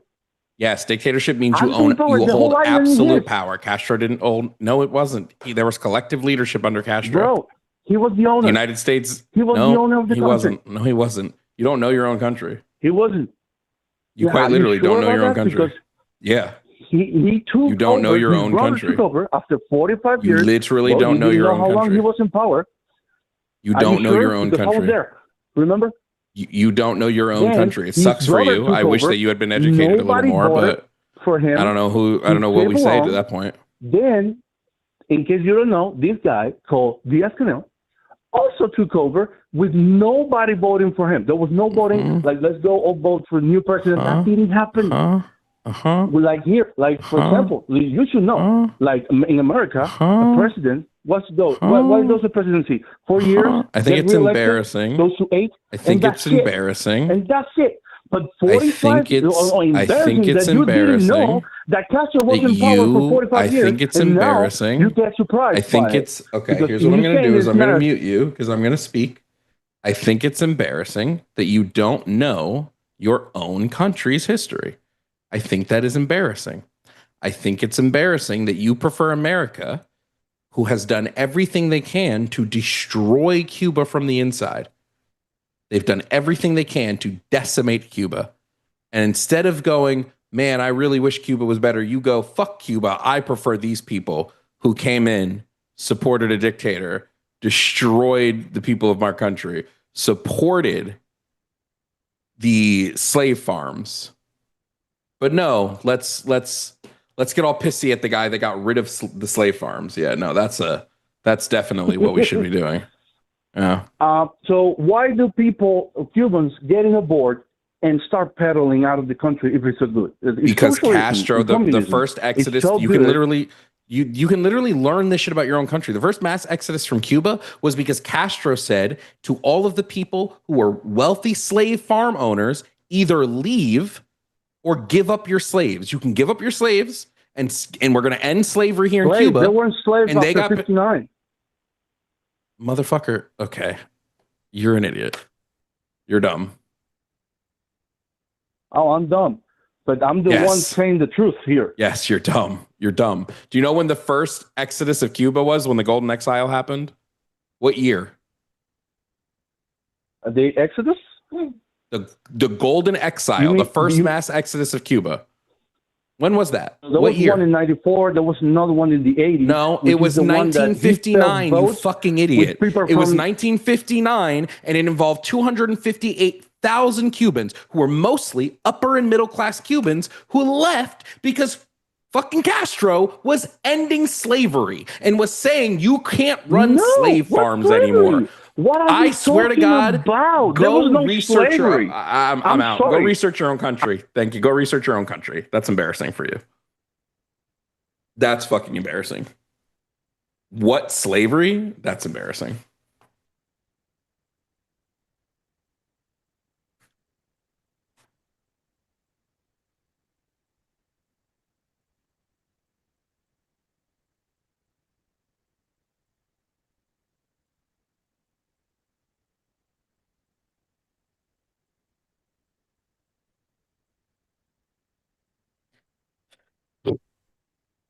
I don't know where Jimmy went. Do we know where Jimmy went, Luthien?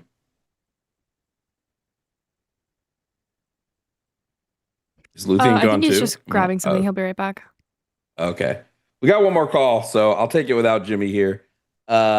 We got David from Kentucky. David from Kentucky, you're on the line with just Jovan, no Jimmy. What? David. What? Oh, sorry. I just wanted to ask you, what are you calling to speak about? Man, there's so much I want to talk about. But before I say anything, I just want to kind of give you guys the flowers. This was my first time seeing you guys on YouTube. I got intrigued, and I must say, I like you guys a lot. Jimmy, fucking love your sarcasm. Keep it up. All right. I want to touch base a little bit. I do want to talk about Christianity, but I kind of want to touch base a little bit on what this Jose guy was just talking about as far as communism and whatever. I think we can agree, hopefully, that there is some sort of what do you call that? Like in countries like Venezuela and Cuba that are corrupt, Colombia, that there is corruption in government. Yes? There's corruption in any government. Our government is corrupt. Yeah, 100%. So I don't know what the point of that is. Well, let me get there. I get your sarcasm. Just let me get there. There are things like that wasn't sarcasm. I was saying I genuinely don't know what the. I was saying I genuinely don't know what the point is. I didn't get to the point yet. So I'm originally from Colombia. Lived a little bit in Colombia. Saw a little bit of Venezuela.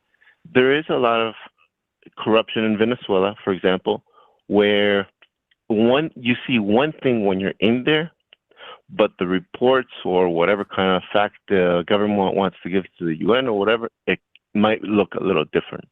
So that's why I kind of understand where Jose was saying that the same thing, how when you're in Cuba, because I've been to Cuba as a missionary, so I got to be with the people in the city, and you got to see how, dang, like this is rough, right? And so it doesn't match with the reports, I guess, what the UN was given. So maybe that's what he was trying to say, because I saw, when I was in Cuba, I saw that there were people that, you know, you have to be hush-hush saying things on the street. They would give codes by doing hand codes, like if they would put their hand towards their chin and kind of point as a beard, and point to a certain person, they were saying, hey, this guy works for the government, for Fidel. Be careful what you say.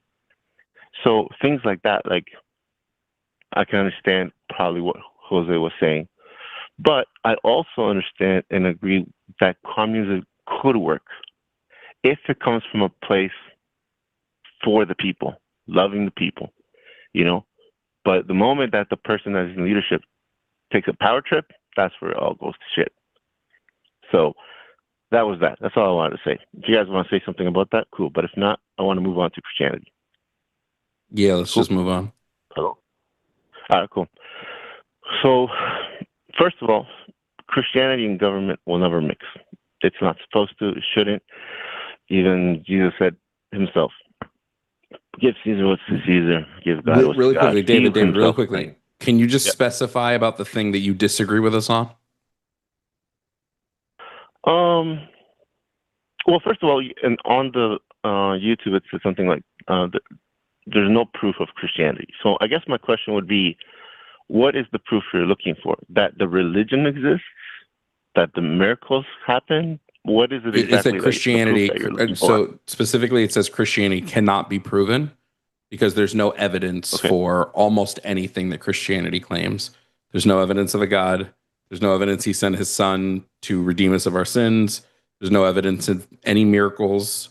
There's no evidence of prophets or messiahs. There's no evidence in any of the claims that Christianity makes. Do you want one to start with? Do you need some direction? Oh no, I'm good. I study theology pretty good, but I'm not gonna like boast about it because I don't know everything. I'll tell you that, and you guys are pretty darn smart, so I'm gonna watch what I say. But so you're saying that there's no proof that God exists. Are you saying that there's no proof that Jesus exists? Depends what exists. The evidence for Jesus is tenuous at best. We have more evidence that his brother existed than he did. But the evidence for Jesus is fairly tenuous. I am agnostic about whether Jesus existed or not, but I'm willing to say he did to further the conversation. There's certainly not good evidence that he resurrected, for example. Yeah. Okay. So let's start with the Jesus he existed, yes, if he did or not. The Bible, if you read the Bible, you never should read it as a religion. It's literally history. And there is evidence, even other religions that talk about Jesus. So yeah, but talking about Jesus doesn't matter because hold on. The problem that happens is everybody that talks about Jesus talks about him post the letters of Paul. So Paul's letters are the first time we hear any story of Jesus in the actual timeline of the written Bible. So first it's Paul's letters, then first or Matthew's first. Estimated 60 to 70 years post Jesus' death. Earliest you could get is maybe 40, but no, most likely it's 60 to 70 years post Jesus. So none of the writings of the Bible are contemporary writings of Christ. They're all written post his death. Also, the Bible is not a history book. The Bible says several. Whoa, David, can you still hear us? Oh, did we disconnected? Yeah, that's weird. So no, he can't hear us. Producer, are you back? I knew she was going to the bathroom. I gotta go see what was wrong. That's very, very odd. We're paid up. I could connect and patch him through if you don't want to go all the way over there. Oh, he's gone. Gonzo. And that's why Christ is born. John 12:40. What does that matter, Chip? You are connected as the host. Welcome, host. You are now in the host room and can manage your callers from the call-in studio web interface. Oh, that's stupid. Audio recording is on. Okay, can you hear us now, David? We got disconnected. Yes, I can. What was the last thing you heard? Well, I mean, you said that when people talk about Jesus, they talk about the letters of Paul.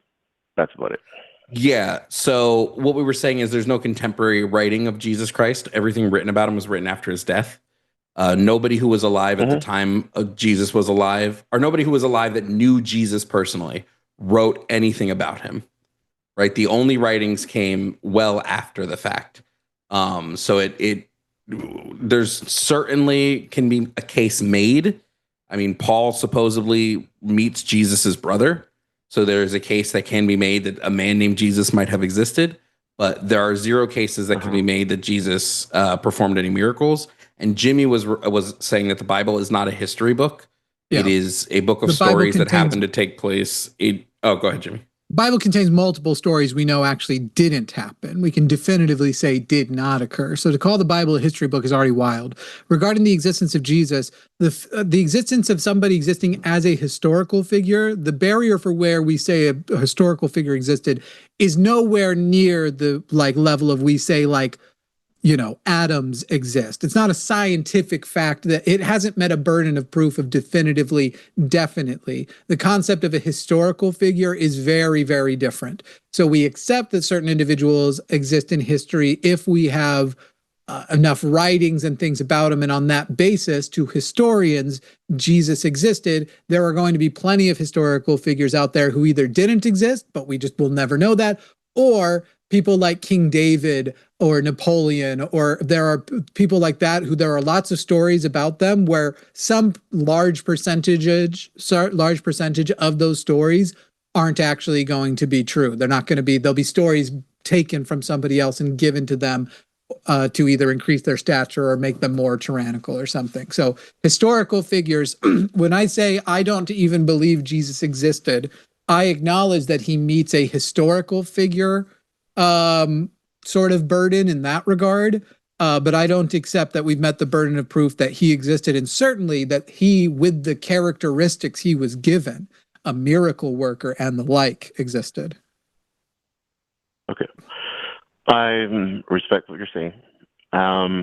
You're right. It's not all, you can't call it exactly a historical book. You're absolutely right.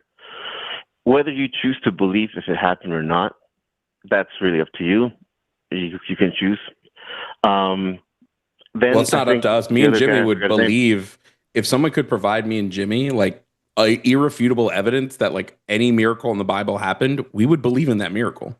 Yeah, belief isn't actually a choice, despite what people believe. You can change your standards by developing and learning and thinking of what meets the criteria.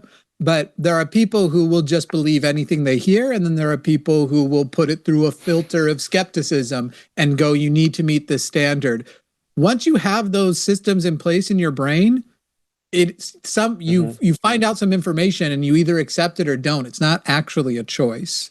And so so you can choose to believe them. I am telling you that it's not a choice, and I am not compelled by the evidence of the history of the Bible, and will go so far as to say the Bible is the opposite of a history book, as it has false history in it. Okay, so just going back to what, I'm sorry, I can't remember his name. Jovan, is it? Yeah. Was saying that, sorry, the in the New Testament, most of the stuff that was written about Jesus was mostly about was from Paul, and that there. No. No, Paul. Okay, there's Paul's letters. There's Paul's letters, right, which are the first. Historians verify Paul's letters as probably the earliest written account of Jesus Christ. Is Paul's letters. Okay. The Gospels have way more information about Jesus, but the Gospels are all written anonymously and written decades after Jesus Christ died. And remember, Paul never met Jesus himself. Yeah.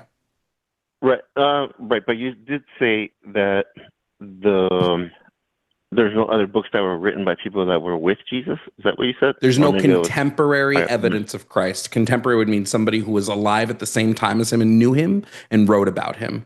There's no him writing about him or official records from the time of he was alive. There's no contemporary evidence for Jesus Christ. Oh, the so what closest you like get is Paul claims he met his brother. That's the closest you get. Okay, so sorry, let me just say this quickly. So what you're saying, just to understand this, what you're saying is like John, let's say, who wrote the gospel, wrote it way after the death. Or Peter, John was like 100. First Peter wasn't written by Peter. I know how far. David, can we get to any kind of point though? Can we get to any kind of point? No living person who ever met Jesus Christ did so much as scratching a note about him on a bathroom stall wall, right? So that's okay. So if you have a contrary point to it, go ahead. This is just a question. There's no real proof to it, but it's kind of a curiosity. That how is it that so many books that were written from different authors in different times talk about the same thing? Because they all referenced the first. Because they all referenced the first one. Yeah, they all had the book from before, and they weren't as far apart. You're saying the different authors. Sorry, have you guys read? Have you guys read the Bible? Stop for a second, David. David, I've read the Bible very likely more than you have, or at least any Christian. Oh no, I wasn't trying to insult you. It was an honest question. I didn't. Great. So David. Okay, cool. The way they wrote about it is first having the source material. Everybody who wrote it had the Old Testament, and they're not even particularly good at holding to some of that stuff. Like there were prophecies about who the Messiah would be that Jesus just like straight up did not line up to. And then as far as the other materials, these anonymously written books, where are you getting the information that they were detached from each other, that they wouldn't have had access to either other source material or each other? You're like, you have it in your mind that these people are like sequestered off and told to write about Jesus just by inspiration of the Spirit or what they, I guess, heard, and they all came up with the same story. They didn't even all come up with the same story, let alone anything else. Okay, I wasn't trying to say that at all. Sorry. Okay, well, they had this. The question is, they had the source material. Okay, so what I was trying to say, do you believe, or at least some of the Bible, like the first 5, the Pentatonic, so Genesis, Exodus, Numbers, do you believe in Deuteronomy? Do you believe in Leviticus? Do you believe some of those stories were true, like they existed, or no? No. Not only do I not believe, I think we can definitively say we know Adam and Eve did not exist. We know the story of Noah is bullshit. We even know the Exodus is bullshit. I think we can say we have enough evidence and proof to say that they're untrue, not just that we don't know if they're true or not. They are, in fact, untrue. Okay, so do you think that those books were written way after David? The King David? I'm not a scholar, so I wouldn't be able to date those with you. But when the Old Testament was written? Yeah, I don't know. The reason why I'm asking, hold on. The reason why I'm asking is because Exodus, right, chapter 25, we talk about the tabernacle, which is the same tabernacle that King David would have been looking at. So how is that this book that was written so long ago, once again, you guys don't even believe that it was written, but how is it that it's the exact same thing? What do you mean we don't believe it was written? Wait, David, I need to just be very clear here. We believe that the Old Testament was a written book. It was one of the most popular books ever written, and we know this because the fucking Dead Sea Scrolls exist. So we know not only was it very popular, but it was reprinted over and over and over again. That doesn't How would it exist if it wasn't written? What do you think we believe? It doesn't mean we don't. It just means David. Hold on, David. Wait, David. Wait, David. Well, you guys like to jump in, but then if I jump in, because you keep mischaracterizing what we're saying. Yeah, David, you're not listening to a professional jump inner. You're not. Okay. So we believe. We believe the Old Testament was written, but there's no evidence for a single one of the Old Testament stories. For example, Exodus, there is no evidence that there was a mass exodus of Jews from Egypt. They're literally, Egyptians kept records of this sort of stuff. There is literally zero evidence for the Exodus. There's also evidence to the contrary. I mean, the types of Jews that they were saying didn't even exist really at that time, certainly not in that part of the world. There was no, and not only that, we know who built Egypt, and they were revered people, not slaves. Mm-hmm. Okay, so this was my question, was that in Exodus, it talks about the tabernacle, right? And how it was built in detail. That's the same tabernacle that later on in the books of Samuel, that David gets to visit and see. So my question is, how is it that some story that's in Exodus matches with the same stories that happen in Samuel, stories of David? Because they had the source material. Far apart. Okay, who had the source material? The ones after? David, literally, it's the same answer to everything. It literally doesn't matter. I'm in a house right now. I can write a history of this house. 1,000 years from now, when somebody finds the history of this house, it doesn't become true just because they locate the house also. So whether or not that particular thing was written at that time, or in David's time, or at the time a tabernacle was put up, and then that tabernacle was eventually used by David. It's like the Mormons have the Kirtland Temple. I think that's their oldest one. They could write whatever history they want about that, but then you'd be able to confirm, early Mormons used that Kirtland Temple. When that history is written, doesn't matter. Somebody had access to the source material. Okay, I see. Okay, I get it. It's clear to me how you guys look at things. And that's all right. David, we just don't resort to magic. It's one of those things where, David, all you would have to do is imagine the Exodus is magic. All you would have to do is think of a natural explanation. And even if it's wrong, it's still way more likely than any supernatural explanation you can come up with. Okay. Cool. Don't resort to magic. So anyway, did you have proof of Jesus' resurrection? No, but what I was going to say is, like, if you read the book of Numbers, and it talks to you about how the tribes were set up amongst the tabernacle. The book you're talking about Numbers, the book where God literally tells Moses to take. Yeah, the book where God tells Moses to take 32,000 child sex slaves. I don't really like that book. Oh, that's fine. Okay, that's not what I was talking about, but okay, that's the book where it's basically a census of all the people and the tribes and how they were set up. And if you were to look at the picture of how all the tribes were set up around the tabernacle, how is it that it forms an exact cross? And Jesus tells himself that he calls himself the tabernacle. That's why it tore down in 3 days, and he rose up again because now he's the tabernacle. Hey man, I live in a new development, and in the middle of the development is a park, and around that park are roads in a grid system. But I'll tell you, that grid system is made of a lot of crosses. I also just want to be clear here. Jesus never outwardly calls himself the tabernacle. He never does. No. Right. The New Testament implies that he is, but he never calls himself this. But the idea of recognizing crosses, when he says that he's the beginning, he is the truth, the life and the way. When he says that in Hebrew or in Aramaic, the language that they were talking about, for the Jewish people, those things that he was saying are the actual names of each curtain to get into the tabernacle. The way is the court. The truth is the holy place, and the life is the holy of holies. And what was the essence of the donkey? That's in history. Huh? Or what was it? The horse's essence. Yes.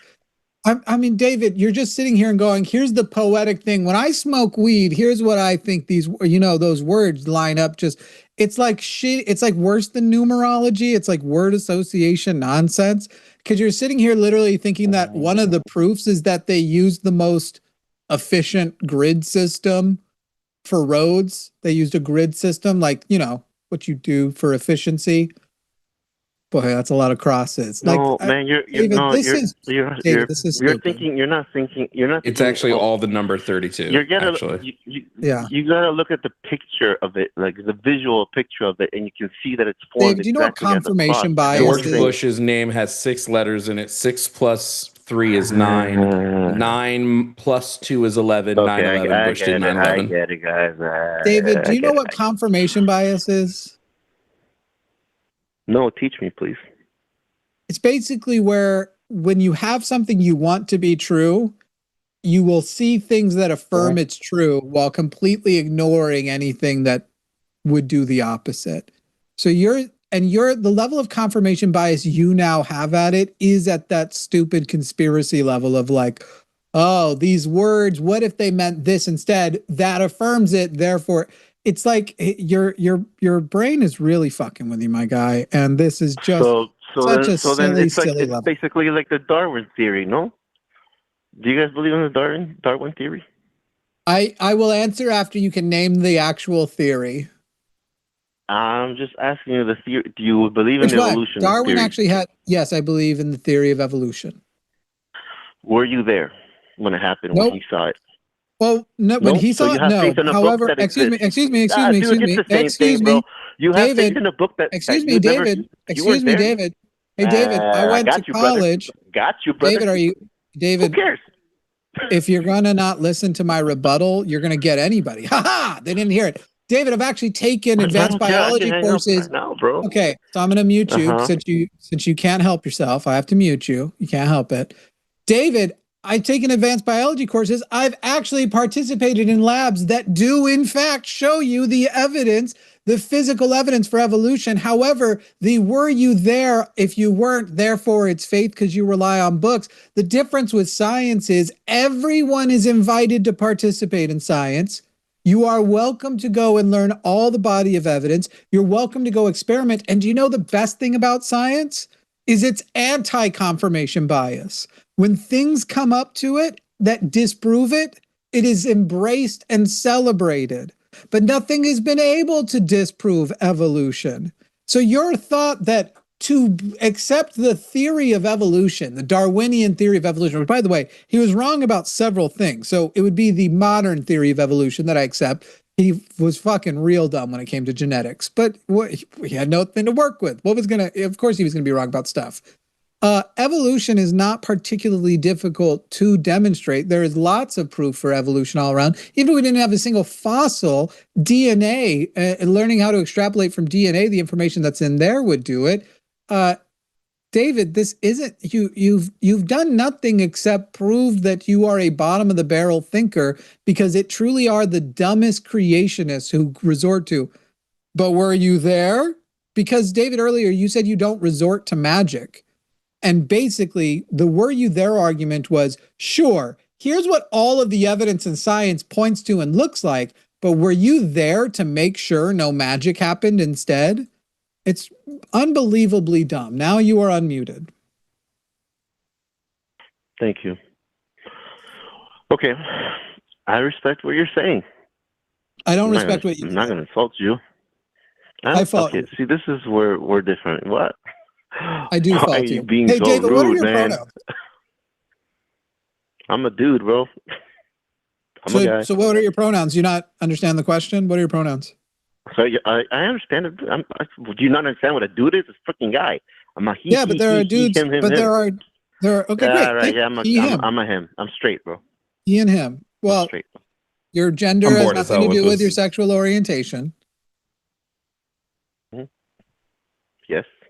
I'm just David. I'm just bored. You haven't been able to provide any like coherent arguments like this entire time. It's just getting, No, it's cool, man. I'm bored with you guys just saying the same shit over and over. But thanks, bro. We haven't just said the same shit. You called us. Okay. Okay. Oh man. Bye, Birdie. That's a funny joke. However, Ron in chat wrote, "Why is 88 better than 69? Because you get 8 twice." It's a funny joke. However, I'm hesitant to use the number 88 pretty much ever as much as possible for fear people will think I am signaling something else. And Ron, you probably don't know that 88 is considered the Nazi number. 88HH Heil, that guy. That's where that all follows. So hey anyway. Jimmy, why was 10 scared? Because 7, 8, 9 something. Go ahead. Because it was stuck in the middle of 9/11.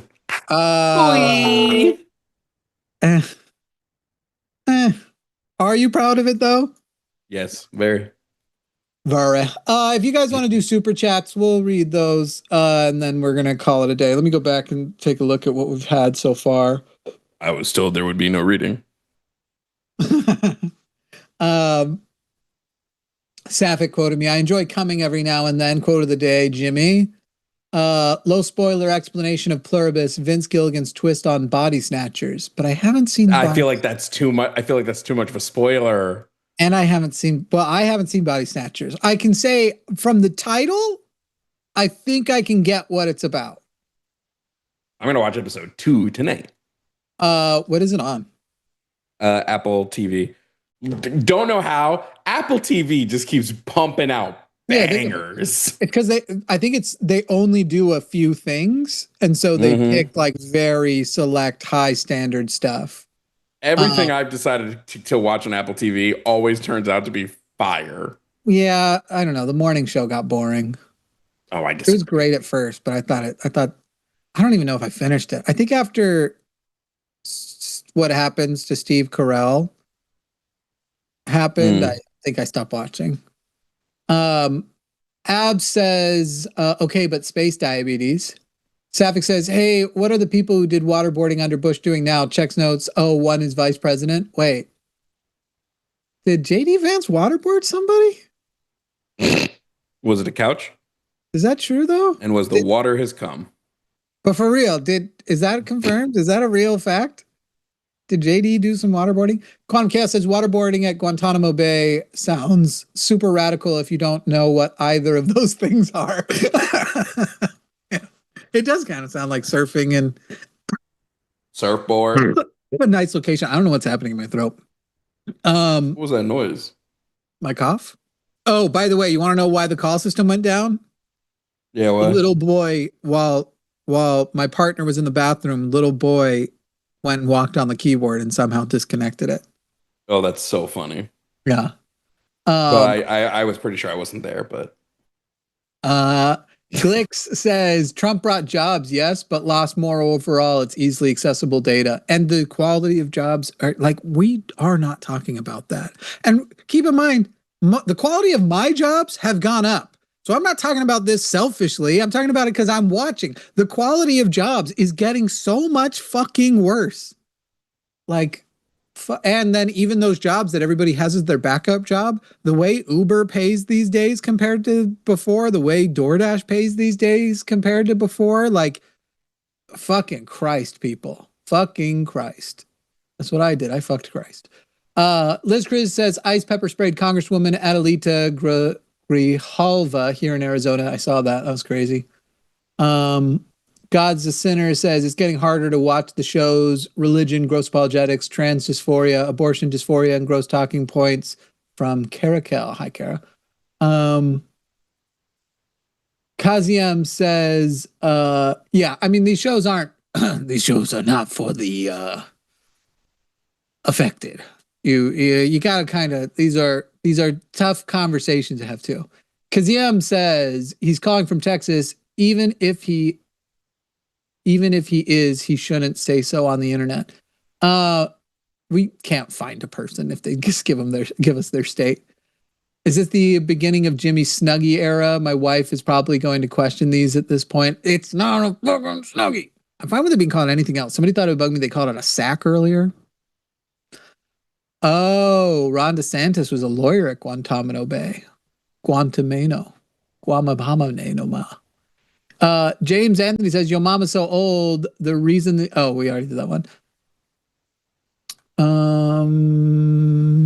Ray says, we live in a country with separation of church and state. We should, but that is in the process of ending. Also, fuck your shirt, Teddy. Yeah, in fairness, we've never achieved total separation of church and state. We've never achieved even ideal separation of church and state. Ray says, which, to tell you the truth, I wonder if that's not a large part of my hesitancy to believe we can live in a stateless system. I'll have to think more about it. I wonder if that's like deeply ingrained in a reluctance towards statelessness.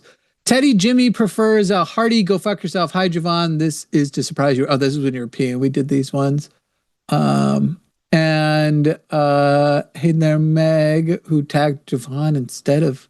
I thought we were friends, Meg. Tony says, for the amazing prop comedy from me and Meg. Oh, there's. Wait, it's so funny. I ended my stream and someone said I'm a Jovan stream refugee. That's so.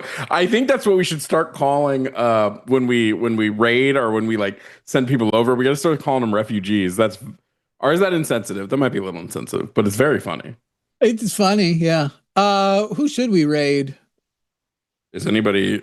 It's like 11 o'clock at night. Is there anybody live on YouTube? Is Justin live? I was just gonna say, is Justin live? He often is. Redirect. Let's see. Boop, boop, boop, boop. Looks like it. Yep, right, I see him here. I see him here on TikTok too. Yeah. We're sending you to deconstruction zone. So go and tell them we did that. To, make sure you always say, I'm here from Jimmy and Jovan, and draw attention to us because we are attention whores. I mean, basically, professionally. That was the show.